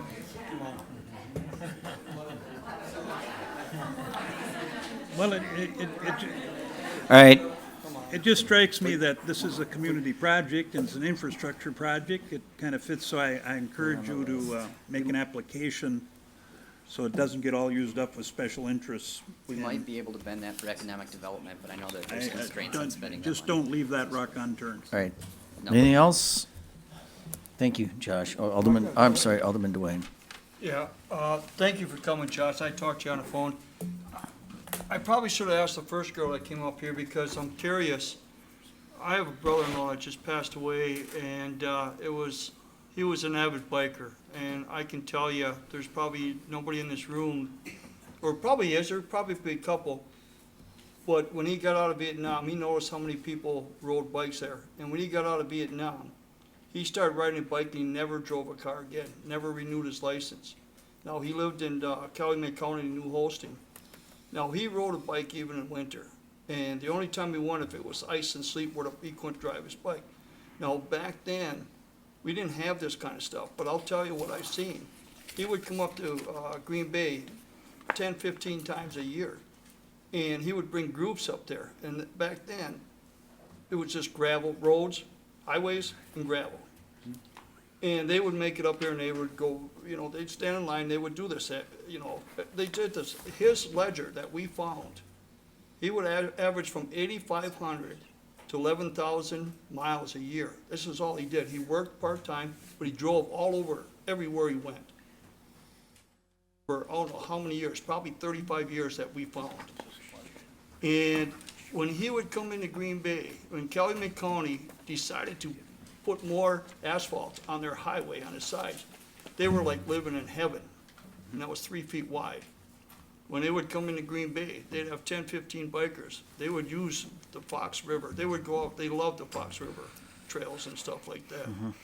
For 25 years, I drove to Door County. That was before the road was changed. We had large bicycles, groups, almost every day, going back and forth to Sturgeon Bay and back. And they didn't have anything, so I'm asking, wondering, if they were here now and had a 4-foot lane or another path like that, they'd be in heaven. What is the difference between then and now? Because there was a lot of enthusiastic bikers back then that didn't have any of this. And I saw a large number being a UPS driver, drop all over the place. They would go to Upper Michigan. Yeah. I would like to say there is a change from then and now. Just in the last couple of weeks, we've got people wandering around, staring at their cell phones, crossing streets. So, I mean, it's a moving target. Everything's changing. I would say that, I'm sorry he's passed, but he's a very dedicated biker. The facilities that we're asking for is the everyday commuter that doesn't really see themselves as a cyclist. Vehicle drivers don't see themselves as drivers. They just get in their car and they go. I would like to see people dressed like I am today going to work. And facilities that are 4 feet or 5 feet or separated from the vehicle traffic, those are the facilities that are going to be used from the people that aren't here today that would use them. So I think that they would be more than happy to take whatever lane that you would give them if they do bike a lot. But with this infrastructure, I'd like to see us entice some more people to use bikes and to get out there. So it's different type of bicyclists. Okay, There are that's all kinds fair of enough. bikes. Fair enough. Okay. Thank you. Alderman Stoyer, did you have something Yes, for real Josh? quick. Okay. Thanks, Josh, for coming in. I've talked to you quite a few times on this. Do you feel the tenor of all this, would your folks be much in agreement to keep, that 5-foot lane? Is that the one thing that you're really fighting for? Is there anything else on that cross-section that you see that would need to change? No, just the bike amenities. I can only speak for myself on this one. I'm not fighting for a 5-foot lane, personally. 5 feet is just trying to abide by all the rules that the engineering professionals have to abide by. So if we had a striped 4-foot lane, personally, I would be accepting of that. Obviously, a 5-foot lane to us is better than a 4-foot lane. Does that answer? Well, that's, yes, in a sense. I just wanted to make sure that when you looked at the cross-section that was out there, if that was amenable for almost everything except for that 5-foot. I think it was amazingly forward-thinking, especially with the multi-use trail. We're more concerned with the experience. And the experience is that we would like our own lane. We would like a little delineation to give. I mean, there's too many signs out there. People don't see signs on the poles anymore. Paint on the road is what we're asking for, so that so the cars stay in that 11 feet and they don't encroach on the extra 4 feet. I would like to say in closing, I was the one that tried to do as much research as I can. I have an outdated document that mentions that we can stripe a 4-foot lane, but it can't be designated as a bike lane. I'd like to share that information with anyone, but would digress to the professional director of DPW, because this is his realm and I'm not the engineer. Right. Well, good. Well, thank you. Thanks, Josh. Anyone else here quickly? No? Good. All right. Thank you very much. Anybody else? Anybody else? Can I just clarify that question someone tell me if I'm speaking out of turn. Jen Vandenelsen, 3321 Cottage Hill Drive. Our ask is for the 5-foot bike lane, but we would like to see the other components of the design stay as is. We just wanted to clarify that it's not a, okay, we'll give you your bike lane, but we're taking something else away kind of question. Was that? That was, well. Well, that's not really what you said. You said that you would be willing to give a foot on the terrace. Yes. Okay, so I Yes, think I what. apologize, yes. Your request is to the council that we look at both a 4- and 5-foot bike lane. Yes. I guess one of the concerns I had on all of this is, and I'm gonna have to talk to Director Grenier on this, is the fact that will there be a problem and a delay in this project if we ask for more cross-sections? You know, and I don't know if I can ask that of Director Grenier right now. When we go back into regular session, you can ask him anything you want. All right, well, I wanted to. So I think in conclusion, on behalf of our group, the ask is twofold: the 5-foot bike lane as a consideration, and better public engagement. We've been asking about this project for months, and we just want to be involved as residents of the community and people who move around in this community. We want to be involved. You know, I think that's demonstrated by us, you know, being here until this hour and a large group turning out, and some of us who have never even been to a city council meeting, you know, being here because we care about our community. We want to be a part of it. Thank you. Thank you. Let's do it then. Anyone else? Return to All right. regular order of There's a business. motion by Alderman Nicholson, second by Alderman Galvin to return to regular order of business. All in favor of that motion, please signify by saying aye. Aye. And those opposed, nay. So the motions to approve item 9. Who had the floor? Was that? That was me. Okay, Barb, I'm sorry. Yeah, I think I would like to see if we could make that, to send this back to Improvement Services to get that additional cross-section, to see what it would look like with the proposed changes that we've had tonight with the 5-foot lane and put less. Director Grenier, if we send this back to add the 5-foot lane, take a foot from the terrace, is that going to delay this project? By a month. At a minimum. I have to find out how much time it's gonna take the engineers to do the cross-sectional work. We're gonna have to make those adjustments, bring this back at the August meeting. If we deliberate and can't come to consensus, then every day we delay, we're delaying the project by that apportionate amount of time.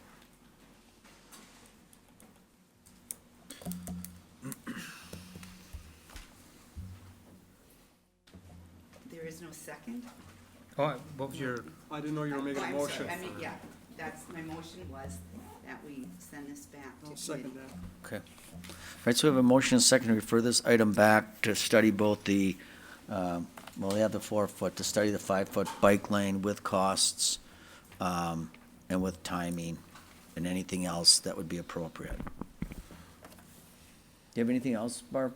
I don't. All right. Alderman Stoyer? Thank you, Your Honor. I just wanted to ask Director Grenier, you know, you mentioned that there would be delays if we looked at other cross-sections and different things as we move forward. Is this time sensitive to the point that if we don't move on it by a certain date, that we would lose any federal funding or anything with this project? It's hard to determine that at this point in time. We do have a tentative timeline that we provided at the INS meeting. There are sunset dates on the funding that we have, and right now we are barely going to make the sunset dates. But whether or not this early in the project, whether there's some slack time that could be made up, I really can't tell. And my staff is not doing a design. This is out for consultant design. If you're asking for cost information, again, we're 6 months out from doing any kind of cost information. You have to decide on a cross-section unless you want me to file an amendment with the engineers to bring 2 full designs forward through a cost estimate. Do you But see that's a going to be problem? additional costs. Okay. Do you see a problem with bringing the terrace down a foot? Absolutely. Okay. Could you explain? We have an 8-foot terrace on the west side. That's going to have to take, as currently designed, 26 feet of pavement from the road plus 5 feet of sidewalk for snow storage in the winter. The 10-foot terrace is put on the east side of the road because I have 26 foot of pavement in the center, or for travel lanes, but I have a 10-foot wide multi-use path. So the additional 2 feet is needed for the snow storage. So the cross-section couldn't change at all as far as the 10-foot path either? 10 foot is locked 10 in foot stone is as well? minimum under the WISDOT Sponsor's Guide for Non-Traditional Transportation Project Delivery. I think it would be nice, I realize that, you know, we're trying to mentally absorb this as far as the cross-section. It would be nice to have a graphic or something that we could look at to help with that, but, you know, maybe we can do that for our next meeting. You know, you've got something there, yes, but for everybody. What's that? No, I'm talking for everybody. Anyway, that's all I have for now. Okay. Alderman Zima, did you want to comment on this? Yes, I did. A question for Mr. Grenier. If we had a council meeting, and we've got so many of them canceled here this summer, and you can see how this kind of boggles things up, but It doesn't. if we had a meeting, we normally would have a meeting on August 2nd, I believe. Would that be enough time for you to do those considerations? I don't know. I'm going to have to get in touch with consultant engineers to find out what their schedule is. Again, we don't have this one in-house. This is being contracted out. So, I mean, if we referred it back, and, you know, it would only be 2 weeks instead of a month before it would come back to us, would that help your situation? I don't know, not until I talk to the consultant engineers. I Well- can't give you the answer. It strikes me, Alderman Dorf, that maybe if you want to consider amending your amendment to refer to, I guess, direct them to put that 5 foot into the project, and that the difference in the costs come out of our excess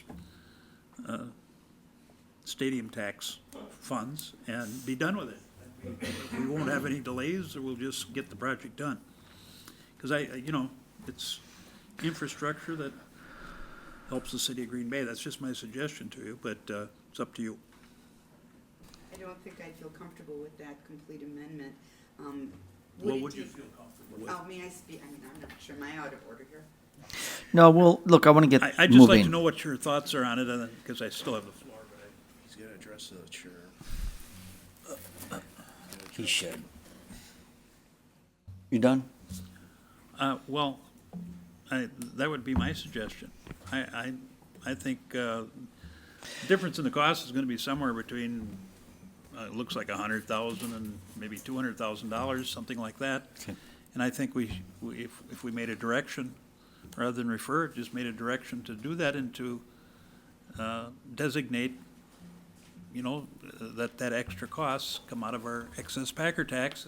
Then if you would withdraw that motion, or if we defeat that motion, I'd make that motion.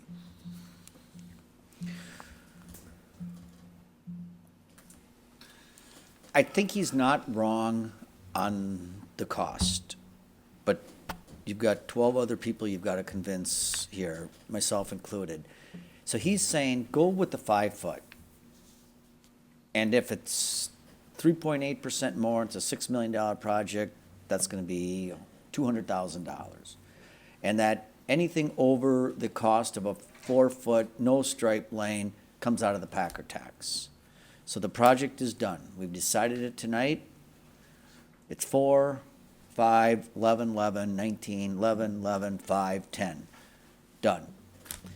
Excess costs for the 2 5s out of the Packer tax. You have the floor. Okay. I have a question for Director Grenier. Is it still gonna take that long for the consultant to change it to the 5 foot?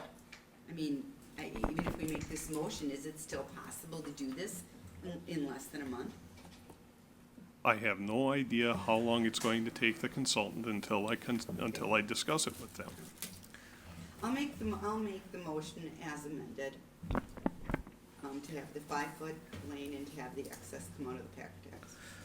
Okay, is there a second there? Second. Second by Alderman Zima. That's what we're discussing right now. The motion on the floor is to approve the request by DPW, work with the consultant, noting a 5 foot bike lane, and giving them the option of where to get that 2 feet. You know what I'm saying? Take it from the terrace, take it from sidewalk, whatever you're gonna do. We're not buying 2 more feet of property. You got 60 feet to work with. Do you understand that? Okay. What do you mean, do you understand that? That could be an option, couldn't it? Buying 2 more feet of right-of-way? No. I mean, that's not, is that a lot of money? I think that's been purchased. 100 to 200. It can be done. You have an idea what that would change the cost? The extra right-of-way acquisition? Well, whatever you think is best. And then the excess come out of the bagger tax. That's all. Okay, do you guys want to discuss this? So we got the motion on the floor for the 5-foot bike lanes. Let's go to Dave Nenny. Thank you, Your Honor. First, I'd like to ask a question of Director Grenier, and then I'd like to make a couple comments on this. I know that we've learned at committee that there's a substantial amount of federal money in construction of this street. And is that a sum certain, or is that a percentage of the project cost? It's a capped value. It's what? Capped value. It's a cap value. Capped value. Okay. So anything that we go over the cap, the city have to come up with the money, and Correct. there is going to, just so everyone knows, there is a substantial cost to the city for this project. The right-of-way acquisition by, buying the homes and that is something that is locally funded. So there will be a considerable cost involved to the city that we will very likely be bonding for at some point. Is that right, Steve? That is correct. Okay. I think that the point that was made that, this is something we need to look at long-term in terms of, what do we want the street to look like? Is certainly a legitimate point. And, it's certainly designing a street to be as safe as we can, to avoid conflicts between motorized vehicles, bicycles, and pedestrians. Those are all admirable goals that we should try to achieve. Now, when this was at our committee last week, we didn't have a lot of information. We heard from a few bike advocates who were there, and we also heard from our Public Works Director on the project. Since that time, I've done quite a bit of research on this, and there are all kinds of studies out there about whether a painted bike lane is safer or if it isn't from a wider outside lane. And I'll tell you, the studies that are on the internet at least are not unanimous by any stretch of the imagination. There was one study I've got here that was in Bicycle Quarterly that said painted bike lanes offer no benefit on most urban roads at 30 to 45 miles per hour.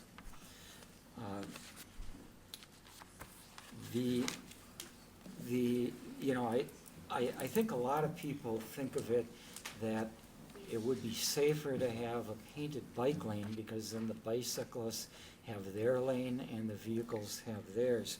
But that's really a misunderstanding. I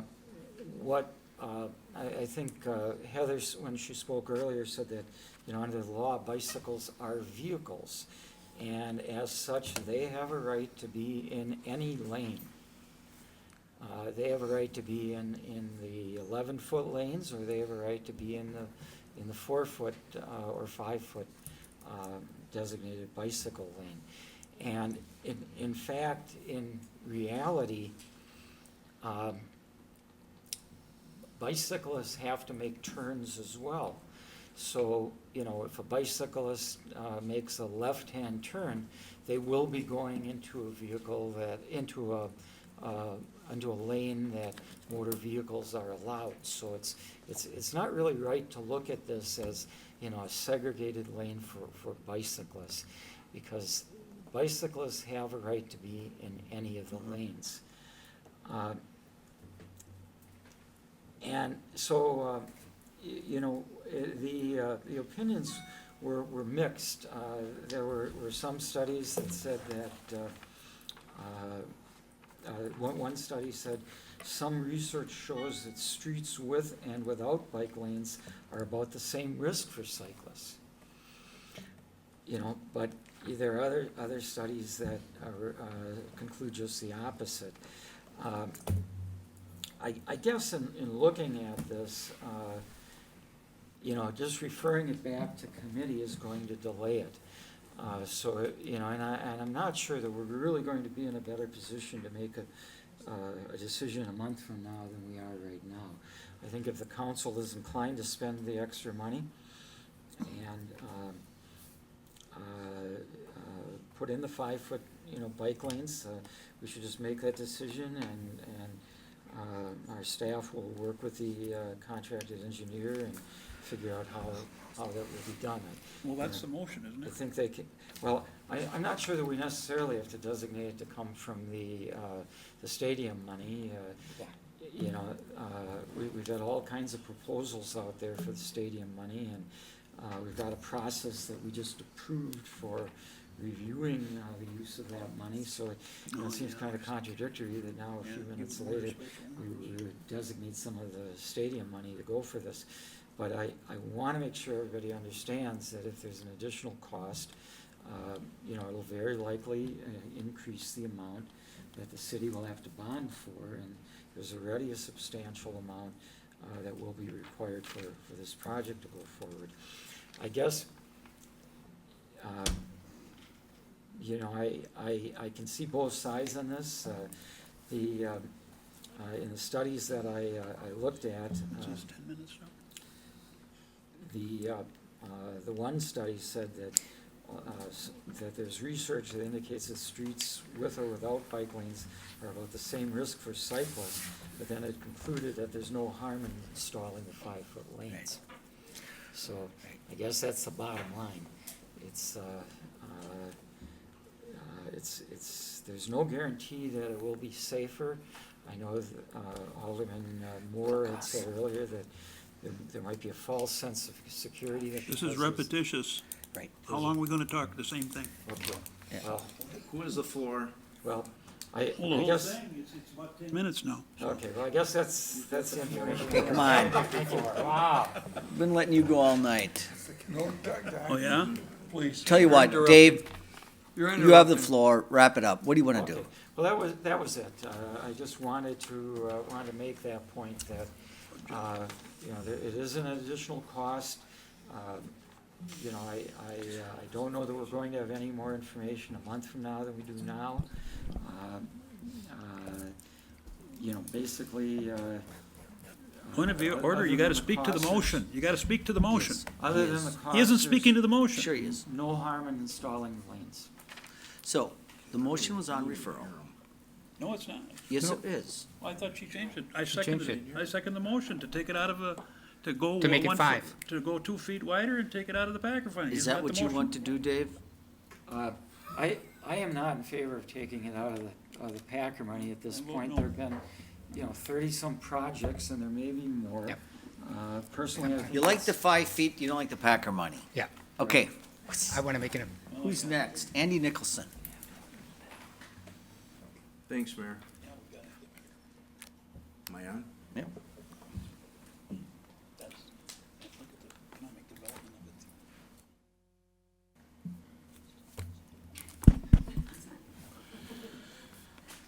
I get questions for our director, Steve Grenier. Director Grenier, can you go through the process of, because, I mean, we heard that there was no feedback from the public. Wasn't there like hearings, and didn't you ask these groups what they wanted? And, I mean, can you go through the process Process started. of what happened, the took place process- at the committee level? Sure, process started before my employment here. This project's been debated since at least 2006, when Alderman Fredette brought it forward. I took the project over in 2007. It kind of lay idle until we were able to secure the funding for it in 2014. 2014, we started internal discussions with internal stakeholders that included planning development, our planning department, neighborhoods division. We did reach out and eventually brought the alders in, as well as our own staff and folks that we deal with. So we were working internally to come up with ideas, brainstorm, and evaluate options against each other. On June 2nd of this year, upon request by Ms. Vanden Elzen, I did convene a meeting with Ms. Gentry, and Peter and Tracy Flukie, at which time I did propose the cross-section that was brought forward to the Improvement and Service Committee. The response that I got was that they reached consensus, they were in favor of that cross-section, and I was even asked, how can they help me promote the passage of that cross-section? Sometime between June 2nd. Can we have control, please? Considering the fact that it was Ms. Vanden Elzen herself who asked, how can I help you promote this? I take exception to the comment that came out of the. So sometime between that time and now, they have changed their minds and decided to go with a 5-foot wide cross-section. Some of the reasons that I did not like the 5-foot dedicated bike lane is, again, because it's a dedicated bike lane, that's where the cyclist is supposed to stay. As you heard from Mr. Schwalbe, we have multi-speed bicyclists out there. And what happens when you get a faster commuter bicyclist? With a striped bike lane, again, there is that perceived sense of safety. So you may have people who otherwise wouldn't ride there, riding in that 5-foot lane. Now you have slower commuter traffic mixing with faster commuter traffic in a dedicated 5-foot lane. When you have a 15-foot wide mixed-use path or mixed-use lane, the bicyclists are legally allowed to ride multi-rider abreast as long as they don't go beyond that 15 feet. So a faster bicyclist can occupy that 15 feet along with the slower bicyclist and not infringe across into the motor vehicle lane, which is on the inside, still providing that inside lane for motor vehicle traffic, which is traveling faster than either of the bicyclists, to overtake them and then pull back into the lane. There's a lot of engineering that has gone into this along the way. Just because we didn't do it in the public doesn't mean it wasn't done. This is a rather unique situation in that my review of projects that have been done in the city for the last 15 years or so, the only time we bring a cross-section forward to the council for approval is when we're taking state or federal funding on it. Had this been a non-federally funded project, this would have been completely designed according to our internal design standards, and we'd just be on the road to getting it done right now. Okay. I mean, basically, that's what you stated at the committee level. And I don't believe there was a response of anything, what I just heard, that you were lying. Director Grenier or Worry or Nenning, Vanderleest, did you hear any comments from the public that our director was lying? I didn't either. I'm just trying to rehash on what was stated from our director, the reasons why. I mean, we're going with a 4-foot lane, but besides that, what is the DOT as, what is their input on this, Director Grenier? They will eventually review the design study report and the pavement design report that the consultant brings forward. But I mean, what does the DOT state between a 4-foot or a 5-foot? They're both acceptable options. Okay. I mean, 4-foot lane, is that supposedly safe from the DOT? Yes. Okay. As well as the Federal Highway Administration. And is a 5-foot lane safer? We can't find any definitive reports that say one way or the other. Okay. As Alderman Nenning indicated, there's a lot of mixed opinions out there. It's a perception issue. Right. And perception issues, typically you don't handle through engineering, you handle through the education and enforcement components that go along with the engineering. Okay.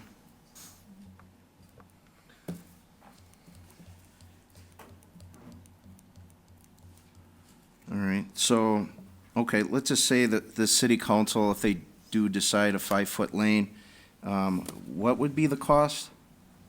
Again, we don't know. We're estimating it could be somewhere north of $100,000 up to 150, 200, I don't know. Okay. All right, thank you. Thank you, Mayor. All right. Joe Moore, do you want to wrap this up?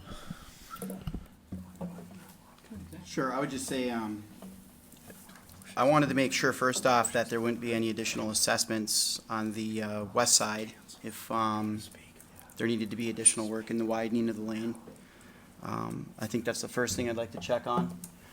On the east side with the all-purpose trail, there's no assessments, and the acquisitions, there won't be any assessments regardless, so that doesn't matter. Then the second part would be delaying the process of starting to acquire these properties, is that there's a lot of residents over there that are ready to sign over their deed tomorrow. And we keep delaying this out a month, laying out 2 months. And we can't start doing any acquisitions on these properties until the DOT approves the plan. Is that correct? Until they approve the design study report. So, You need a cross-section before you can go to DSR. right. Well, I mean, we can just make a decision tonight on a couple $100,000. I mean, Director Grenier is the first one that'll tell you, if we tell him to do the plan with 5-foot lanes, he'll do it. He's do or do not. There's no try. If we take away the or just do it with the 4-foot lanes as it stands, he'll do it. And he's gonna give us the best street that we can get. Personally, I take the advice of Director Grenier, who I think is very meticulous and very smart and doesn't make a case without having some backing and having done research. And I also take the advice of the engineer at the public meeting that when he was asked these same questions, had his reasons of the false sense of security, the perception of safety, which is the same thing that the leader of the Bicycle Club came and said at the podium, that there is a perceived sense of safety when you have the designated lanes. So I would be against making any changes to this plan tonight. Thank you. All right. Am I Alderman lit there? Galvin? Am I lit there, Mr. Mayor? Thank you, Your Honor. I'm in favor of the 5-foot lanes. We have learned through the police department that when you mark traffic lanes, it's called traffic calming. And there's several ways of doing that. And one way is to make the road seem narrower. Putting in marked bicycle lanes, whether 4-foot or 5-foot, is going to give the motorist an impression that the road is narrower and it causes them to slow down naturally. Granted, nothing's guaranteed in life. And, you could have a 15-foot unmarked and a bicyclist could get hit by a car, or you could have them marked and they're going to get hit. Nothing's guaranteed. But I think if we have marked lanes and we start having a policy of doing this throughout the city, it's going to make it easier for people to traverse this city. Motorists will be used to it. They'll know it's there. And I just think it's going to be better for our community. I just have a question for Steve. How long is this road going to last before we have to look at redoing it? Minimum 50 years. Minimum 50 years. We have to start thinking somewhere farther down the road than next month. And if we want this community to move forward and make this more appealing to people to come here and move here, we have to look at this. Decision is going to last for 50 years, how far we go with this road. And so we have to do it now, and we have to start thinking about this with every road that we design from here on in. And I'm for the 5-foot lanes. Can I ask, where are you getting the money? Is it Packer tax money? You're gonna wait till the project comes in and then we'll deal with it? I'd rather wait till the project comes Okay. in. Anybody else? That was Galvin, Alderman Weary? Thank you, Mr. Mayor. Yeah. Right now, I'd be opposed because I would not want to come from the Packer tax money. So I'll withhold my comments on the project itself. I think Bill said that he didn't want Packer tax money. Like, the motion is to use Packer tax. Motion is to I like use that other better sources. motion. All right.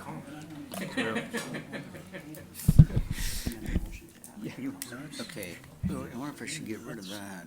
Yeah, you're right, the motion on the floor is to go to 5-foot lane and use the Packer tax money. I want to vote on that. Alderman Slotnick? Mr. Mayor, thank you. I share the point of view of Alderman Manning, that I think going to 5-foot lanes makes sense. I'm willing to vote for committee. Okay. All right, that's awesome. Mark Stoyer, did you have anything to add to that? I just concur with Alderman Galvin and Alderman Slotnick on All that right, as well. thank you. Chris, you're done?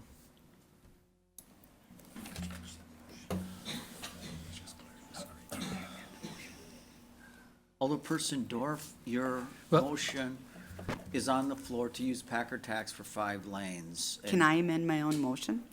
Yes, you can. Okay, then I'd like to amend the motion to take that portion off and just to approve the 5 lanes, And or DOT 5-foot lane. Second doesn't agree with that. Okay, the I'll sec- second. Which seconds? How about a third? We can do anything we want here, can't we? But you gotta go in order. You're right. You're right. You're right. Okay, Okay, I'd like to withdraw the motion. Can I do that? your motion, so.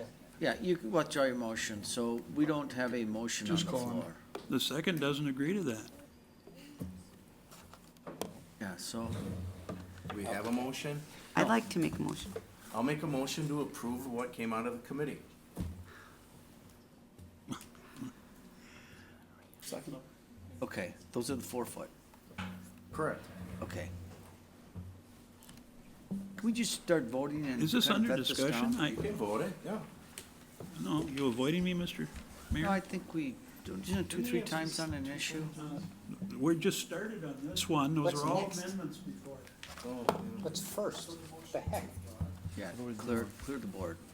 Alderman Zimmer wants to speak on the motion. The motion's to approve as was presented. Well, so we've been talking here. This is really, Point of order. am I on here? No? This is not.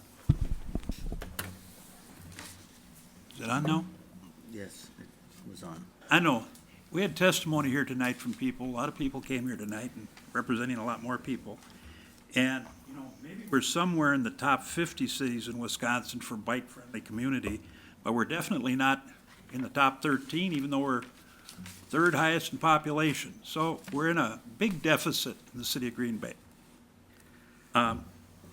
It's been suggested to us that economic development is enhanced as attracts this place of clean opportunity, attracts more folks to Green Bay to either visit here or even live here. Now, common sense tells you that a 5-foot lane would be more accommodating to a bicyclist. Otherwise, why would DOT and that have that as their model for bike lanes? I mean, we're gonna listen to nonsense, that, oh, there's studies that say this or studies that say that, one way or the other, we're not sure, but the standard we have is 5 feet. So, let's end discussion about that's what the official is. Now, where should the extra costs come from? Well, I don't think Mr. Moore wants his people assessed any more money on his street there. I wouldn't want my folks to have to pay a bigger bill because of it. And here we have this Packer tax money, which we still got 4 million. We're talking 1 to 200,000 here. And I tell you, Mr. Weary doesn't want to spend it for bicycles. I don't know if I want to spend it for swimming. I don't know where that comes from, Mr. Weary. I mean, this is such an appropriate use of the money. It's such a totally appropriate use for the money. It solves the problem. It allows us to go forward. We don't want to send it back because it's delaying projects. Ms. Dorf, I don't know where she faded into the underbrush all of a sudden. What is it? Is it because 2 or 3 people said we shouldn't take it from the Packer tax? The Packer tax is where it should come from. It solves our problem. It solves our problem here tonight. Everybody should be happy. Everybody. Now, there might be some anti-bicycle people here on the council, and that's okay. I don't have any problem with that. There's some people that figure that's a waste of time or something, but that doesn't seem to be the way of the world. Now, here we got an opportunity. We gonna blow it? Oh, we're just gonna stick with the 4 feet and then? I tell you, I think the most dangerous thing in the world is having 15 feet and tell bicyclists to go on it, because I tell you, every time I go by a bicyclist, I feel real nervous. I feel nervous about that person on the bike. I was thinking, God, you're with the grace of God, if I don't pay attention exactly right or something serious could happen. Are we interested in the safety of them, or aren't we? For heavens forbid. I'm gonna make the motion that Mrs. Dorf doesn't want to second it, but I think it's important for us to vote. Let's talk to the people of the community. Is this an appropriate use for really a fairly small portion? Or does everybody want to give it away to the developers? Because that's what I smell here. earlier tonight, I questioned all the planning we were gonna do about that money. And rat eye smells that they want as much money as possible to be set aside for special interest to get subsidies for the projects. I want this money going to the community, and you've got everything in order here. You have economic enhancement to the community. You've got an amenity to the community that brings us into the modern world. And you're not having to tax anybody extra to do it. So my motion is to do the 5-foot lane, acquire the right of way, and whatever the extra cost is, that it not go to assessment, but be taken from the excess Packer tax. Let's do it to not to exceed $200,000. Right. That's my motion. Okay, we have a motion on the floor we're gonna take care of first, but, all right. Anybody else on this? What's? The motion on the floor is to, To adopt it, but I made the motion here now. That, adopt is just whatever the motion is here. I'm amending it to what I just said. And I want a clean vote on it. I want to see where you guys stand on this thing. This is. just wait. Now, there's a motion, hang on. There's a motion and a second to adopt item 9 as presented. And I amended it. Nobody seconded it. Yeah, this is a motion and a second.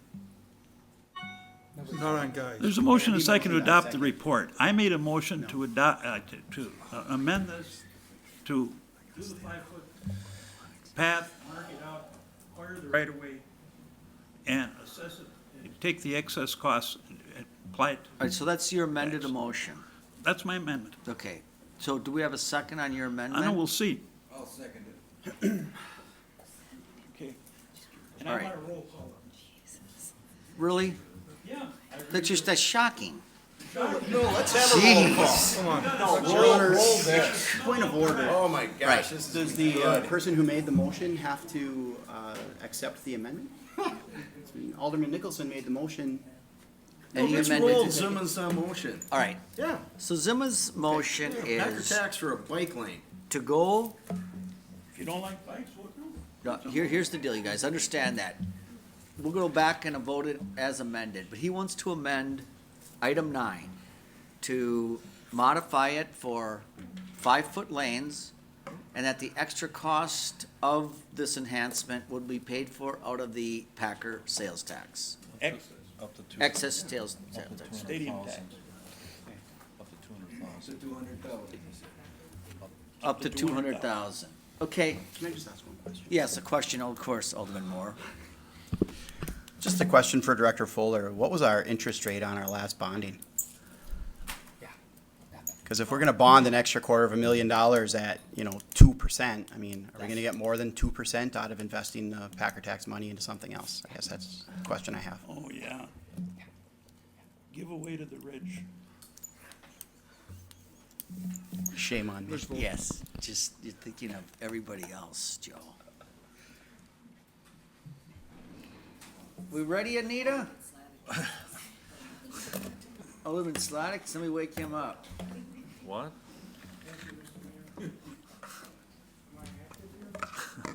We are voting on the amendment. 5-foot, pardon me? He wanted to speak to the amendment. Oh, He wants to speak. I also would like to speak. I thought you guys were voting. No. No. Okay, sure. Alderman Slotnick, on the amendment. Thank you, Mr. Mayor. I'd like to point out that this question of using the excess sales tax money is not something that we have to decide tonight. As I indicated earlier, I support the 5-foot wide lanes, and if that means that we're facing more bonding, we can always at a later time defer that bonding by applying sales tax money. But I'm not going to support the amended motion because it includes the requirement that we use that sales tax money. And my reason for that is I've had it with this council referring to the Finance Committee to deal with that issue. And then what emerges here tonight is I don't want the Finance Committee to deal with it. I want to fund something tonight with it. My suggestion is, if that's really how this council feels, then remove that item from the Finance Committee and deal with it as a committee of the whole. That way, everybody gets their say, and we can all meet as a committee of the whole endlessly over the next year to deal with this. But I'm not going to support designating money from the sales tax at this point for this project. And you understand this motion includes the sales tax?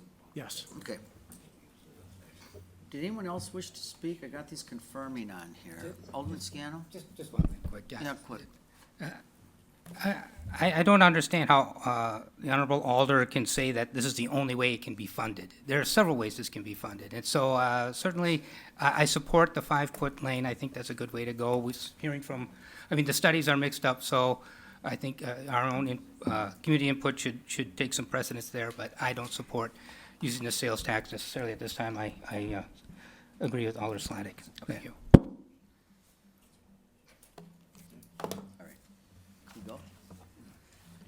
So you guys, you're voting on the motion. The motion is to go to 5-foot lanes and using the Packer excess sales tax to fund the difference. A yes vote, 5-foot lanes and Packer sales tax. Joe.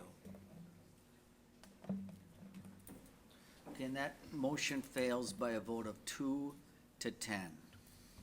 You sure it's recorded? It is. Now, there it is. Would someone like to Yes. entertain? We should go back to the main motion that I made, Mayor.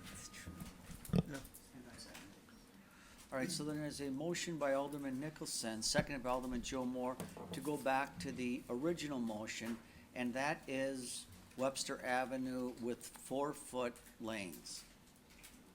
That's been recommended by the committee and our director, Steve Grenier. Yes. Motion, open the floor to hear from interested parties. Don't we hear from him already?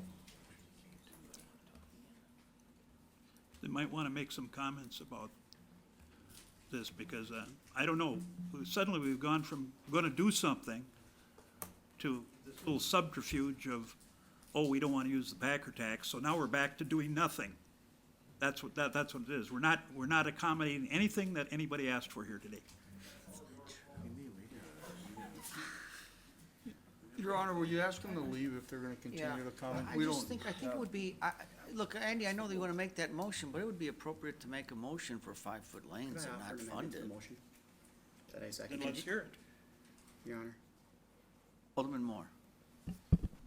Alderman Nicholson, would you accept a amendment to your motion to have the construction done with, the engineering done with 5-foot lanes and to use bonding or other sources to pay the difference? No. Okay. Then we should clear the vote that we have on the floor. Right, so Alderman Nicholson wants to go back to the original motion of the 2 11s and the 2 4s. Is there a second to that? What do you mean, Moore seconded it? I had already seconded. So you good with that? All right. Any discussion? We vote on this? This is the original motion of 4, 11, 11, 19, 11, 11, 4, 10. Right.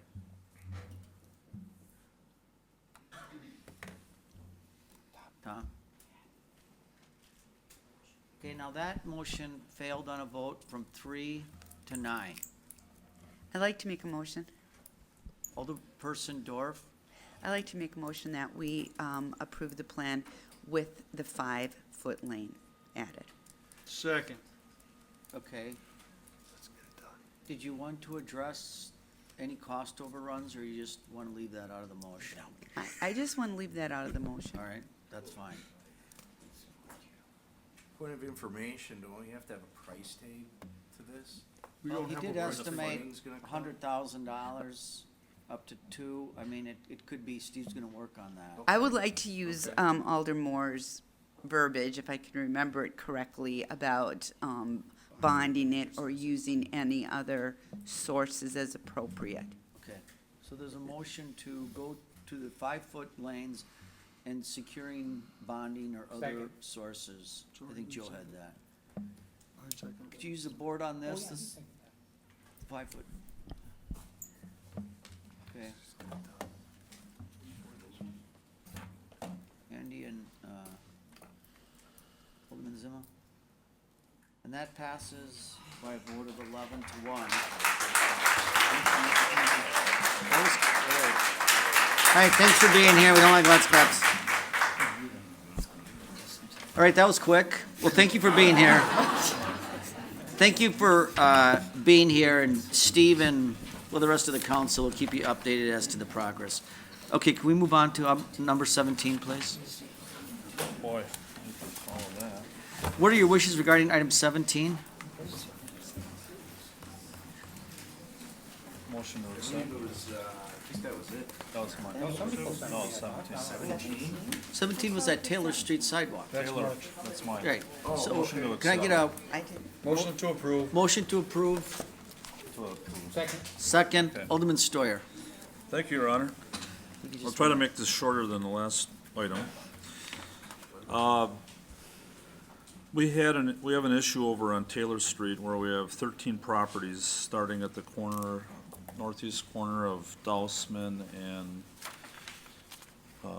Taylor, going north, do not have a sidewalk. They weren't put in 40, 45, 50 years ago when these homes were built. I requested to have a sidewalk study done and talked to our traffic engineer on this and also to Steve at some point in time with this. I think what happened here is that there seems to be a push to have a sidewalk because of the safety issue here. You've got development going on, you've got Bergstrom Automotive across the street, you've got all sorts of things going on in that area.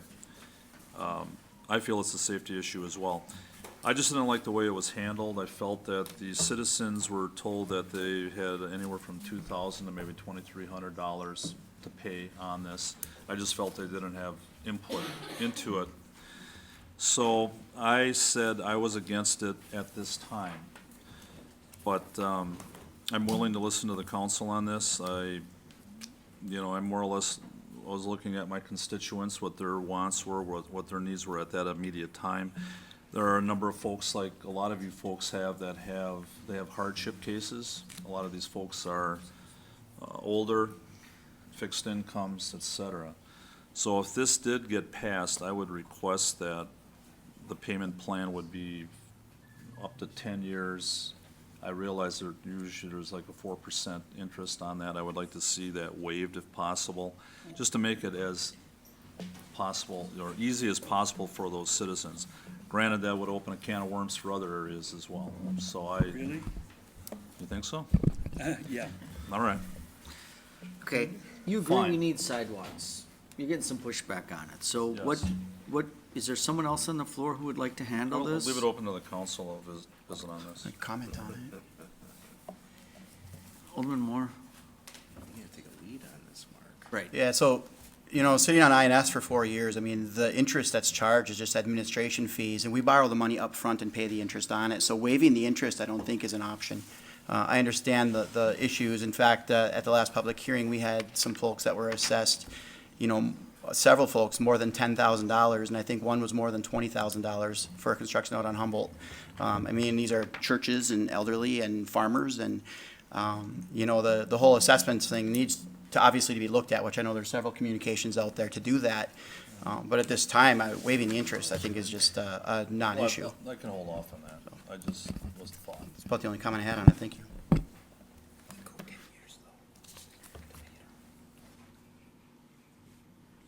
Okay, really, what would it be appropriate and consistent would be to levy special assessments and direct the sidewalks. You're the one who wanted to put the sidewalks in.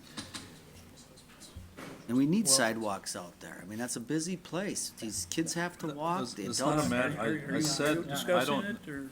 Well, Mayor, I said that I feel that a sidewalk should go in someday. I think the fact of the matter is that I just didn't like the way it was handled. So, you can shake your head on that, but, talk to the 13 citizens that were up, Oh, they'll be up all- against it. Talk to citizens every day about this. Come on, guys. Well, Are there I'm just- other lights? Alderman Zima? Thank you, Your Honor.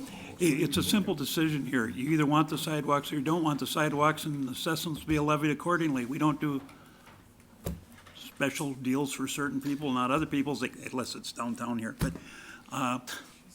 you know, are you really going to say, don't levy them or let them go for 10 years? Or get rid of the interest? That's no good. It's either you want them or you don't. There's people that don't have them. There's other places in your district that don't have sidewalks. It's whatever the majority of your people want. And that's how my special advice to you is follow what the majority of your people want. And that's what should happen. I mean, you want me coming in and saying, I want that released from people in my district that have got to put in sidewalks, that they shouldn't have to pay the interest, or if they want to pay it over 3 or 4 years? So, do you want it or don't you want it? That's a simple question. You ask, can I say something? Yes. At this moment, I don't. Now, next year, maybe it'll be different, but right now, I don't. So, Well, let's just well, pass the motion is here. So, it's a do-nothing motion right now, so it's just referring it to staff, so. Right. Next person. Are these things really that hard? I don't know. Alderman Nicholson? Thank you, Mayor. Yeah, this is a pickle. This is a tough one. Basically, I'm kidding. It's not. But basically, who introduced the study for the sidewalks? Was it staff or was the alderman? Initially, I did that. Okay. Okay, now. And then now you're getting pushback from the constituents, correct? And you wanna hold these sidewalks, correct? The issue I had, Alderman Nicholson, was the fact that, yes, they said a Okay. sidewalk is needed, but the fact is that it seemed like it went from that to the point that folks would pay at that moment. There was no opportunity for them to really speak. Okay. That was my issue. They just didn't Now, have a chance to Let visit me on ask it. a question to our director. So, Now, Steve, is this the proper motion that you suggested to not install the sidewalks? The motion that's in the report is consistent with the desire expressed at committee last week by Alderman Stoyer. To not install the sidewalks, correct? Correct, because if we install the sidewalks, the assessment ordinance dictates that we assess it, and the interest rate on unpaid special assessments is there. Okay. This is what you wanted, Mark. So I guess I'm done. I mean, well. tell us what okay, you want. You're the alderman in there. All I said was that I requested the study, but what happened was that when the citizens didn't have a chance to really visit on this, it was kind of like, surprise, here we are. They didn't have a chance to visit on that. Now, is that a normal way of doing business? You know, if it is, fine. Refer it back. Yes. Okay. Steve's Refer saying it back and yes. invite people. I'll refer it back. Second. Motion to refer this back by Alderman Nicholson, seconded by Alderman Joe Moore. Any discussion on referral? All in favor of referral, please signify by saying aye. Aye. And those opposed, nay. That item's been referred back for a little more conversation and study. Refer to the Personnel Committee. Second. All right, we have a motion by Alderman Randy Scannell, second by Alderman Andy Nicholson, to adopt the report of the Personnel Committee, and that was for the meeting held on Tuesday, July 12th. Are there any items in this report you wish to handle separately? Hearing none, all in favor of that report, please signify by saying aye. Aye. And those opposed, nay. Report of the Protection and Welfare Committee. All right, we have a motion by Alderman Randy Scannell and seconded by Alderman Joe Moore to approve the report of the Protection and Welfare Committee. That was for the meeting held on Monday, July 11th. Are there any items in this report you wish to talk about separately? Just one question before I get to that. I don't Yep. know if I need to. Item 1, The council already gave protection and welfare final authority on that. Okay. So, does it matter if we vote on it again, or does it have to be pulled out, or how, does it matter? We'll just omit. Okay, we already gave the Protection and Welfare Committee, Final authority. final authority. We'll make a note of that. All right, anything you want to pull on protection and welfare? No. Hearing none, all in favor of that report, please signify by saying aye. Aye. And those opposed, nay. We're on to the report of the Protection and Welfare Committee granting operating licenses. Are there any names in this report that you wish to abstain from or pull from this report? Okay, hearing none, all in favor of that report, please signify by saying aye. Aye. And those opposed, nay. Everybody's good. We're on to ethics. We're now on to the report of the Ethics Board of the meeting of July 5th. Entertain a motion on this. Motion to adopt. Motion to approve by Approve. Alderman Randy Scannell, second by Alderman Barb Dorf. Which one, And- which item do we have to take? 1 and 2, items 1 and 2. Well,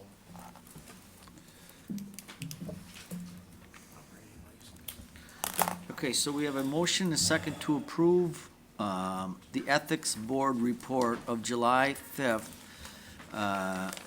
with Alderman Joe Moore pulling items 1 and 2. So all in favor of the remainder of that report, please signify by saying aye. Aye. And those opposed, nay. And what are your wishes regarding item 1? Is it a motion to hold? Is it a motion to approve? It should be a motion to hold at this point until the objections are heard. Item 1 is the hold. And two. Motion to hold items 1 and 2. Second. This is where I need to ask that the objections be in written instead of oral. Yes. That's what I was gonna. Can we do both? On these items, I'd like to see written arguments instead of oral arguments, Your Honor. Okay. Second. So there's a motion by Alderman Joe Moore to hold items 1 and 2 with the condition that he receives, or the council, I should say, receives written arguments regarding both 1 and 2. And you're going to hold this until the August 16th meeting? Yes, Your Honor. Okay, so there's some discussion on this. Alderman Nenny? Thank you, Your Honor. The only question I have on this is in regard to the memo that we got from our city attorney regarding it that had some deadlines suggested for briefs. And the last brief had a deadline of August 16th, which is the date of our council meeting. Is there any way to make that earlier so that we have a chance to review the briefs before that meeting? Can we do that? Because I believe the first brief has already been filed by Alderman Weary. Is that correct? No, sir. So essentially what has happened at this point is objections have been submitted. The parties will have an opportunity to actually brief those objections themselves. So Okay. an initial brief regarding that, so all they had to do at this point was state what their objections are. Now they actually have an opportunity to go into detail about it. Okay, well, if we can make that a little earlier so that we have a chance to review that before the August 16th meeting. Whatever is appropriate. Whatever is appropriate. We'll make the motion. Okay, August, let's see, August 15th, Monday, August 15th. I accept the amendment. Okay, so Would that get it in the packet? Yeah, it was in the recommendations that were in our Friday packet from the city attorney. August 15th. August 15th. So basically, it's Alderman Moore's motion except to change the briefing, the final briefing date to August 15th. And if one option is to give you a. It's gotta be before that. Change them to July 28th, for the first brief, August 5th for the second brief, and then August 11th, so that we can meet that deadline, so you guys have it in your packet. Okay, that's fine. Thank you. I accept that amendment.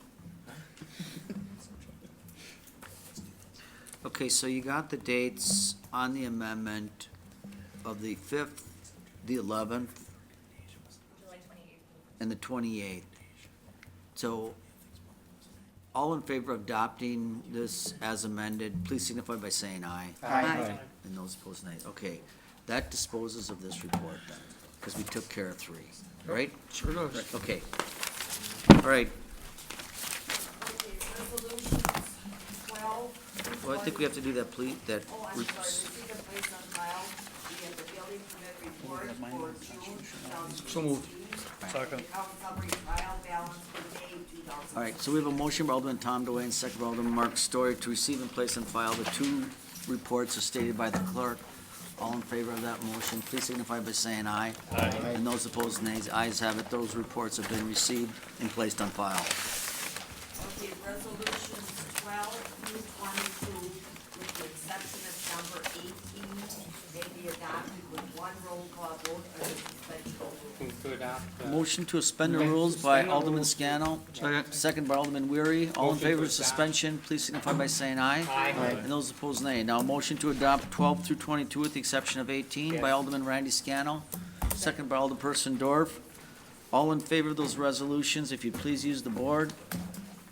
Resolutions, we'd like to use the board.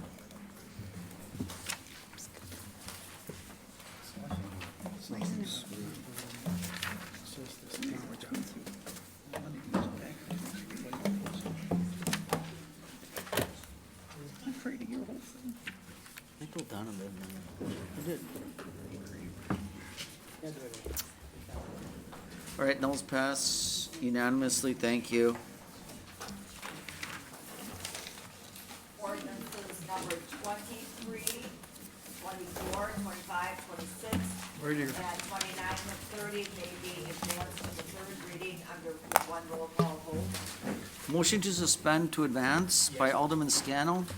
Second by Alderman Weary. All in favor of suspension, please signify by saying aye. Aye. And then a motion to advance by Alderman Tom DeWayne, Yes. seconded by Alderman Randy Scannell. And this is on a voice vote, 23, 24, 25, 26, 29, and 30. All in favor of advancement, please signify by saying aye. Aye. And those opposed, nays. The ayes have it. Those have all been advanced. General ordinances 11, 16, 12, 16, and 13, 16 may be adopted with one roll call vote under suspension of the rules. Move to suspend the rules. There's a motion by Alderman Joe Moore, second by Alderman Randy Scannell to suspend the rules for that purpose. All in favor of suspension, please signify by saying aye. Aye. And those opposed, nays. The ayes have it. Move to adopt. Move to adopt resolutions 31, 32, and 33. And if you'd please Ordinances. use the board here. Ordinance. Ordinances.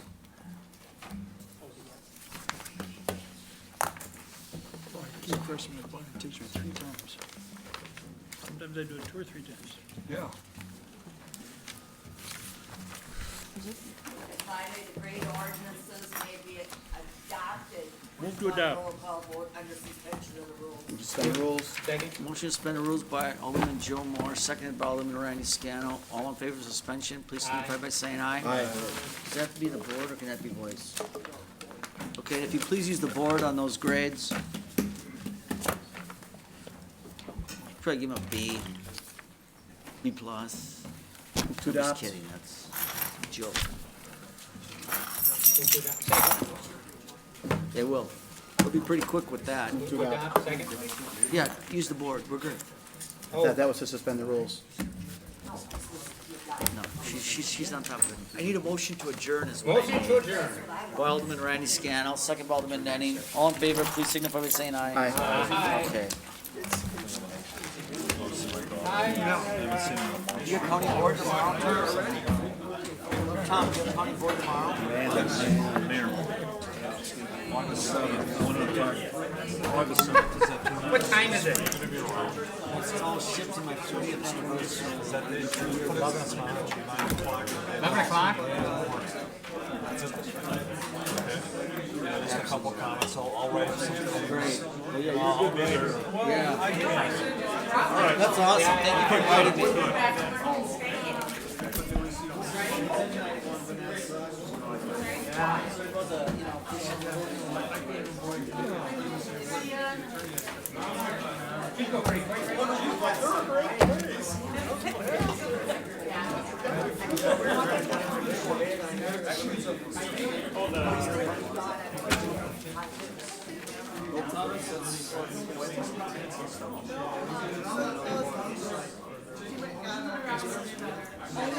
I get the finance packet back, or do you need a copy?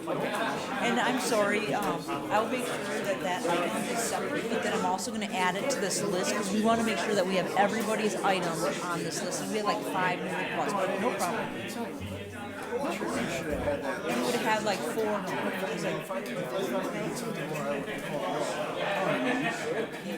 No problem. Well, I'm on that, I did, and actually, we would have had 4 separate items like that, because we had 4 communications on use of the excess sales tax, so that's why we said we'll make it all in one, but I'll make it as its own separate agenda. Yep. Nope, I just didn't wanna lose it off the list. I wanted to keep it on the list.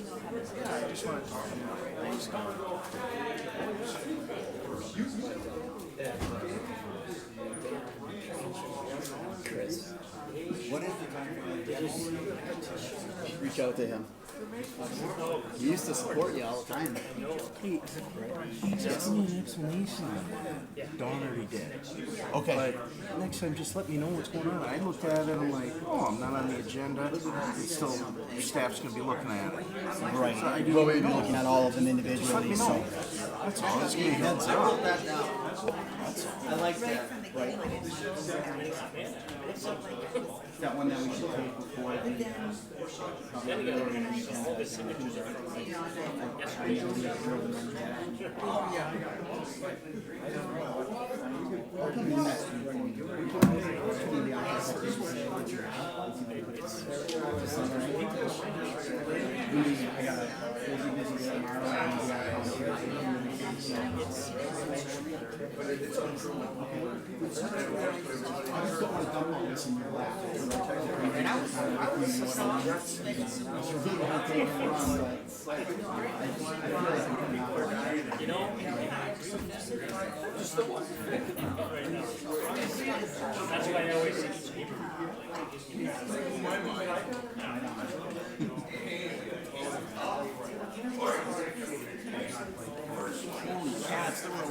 Watching the live stream. I know. People on there's like non-stop. My phone was blowing up. People were messaging me. Like I get everything just instant right now. You know, so even Facebook posts. Somebody put a thing on there. It's like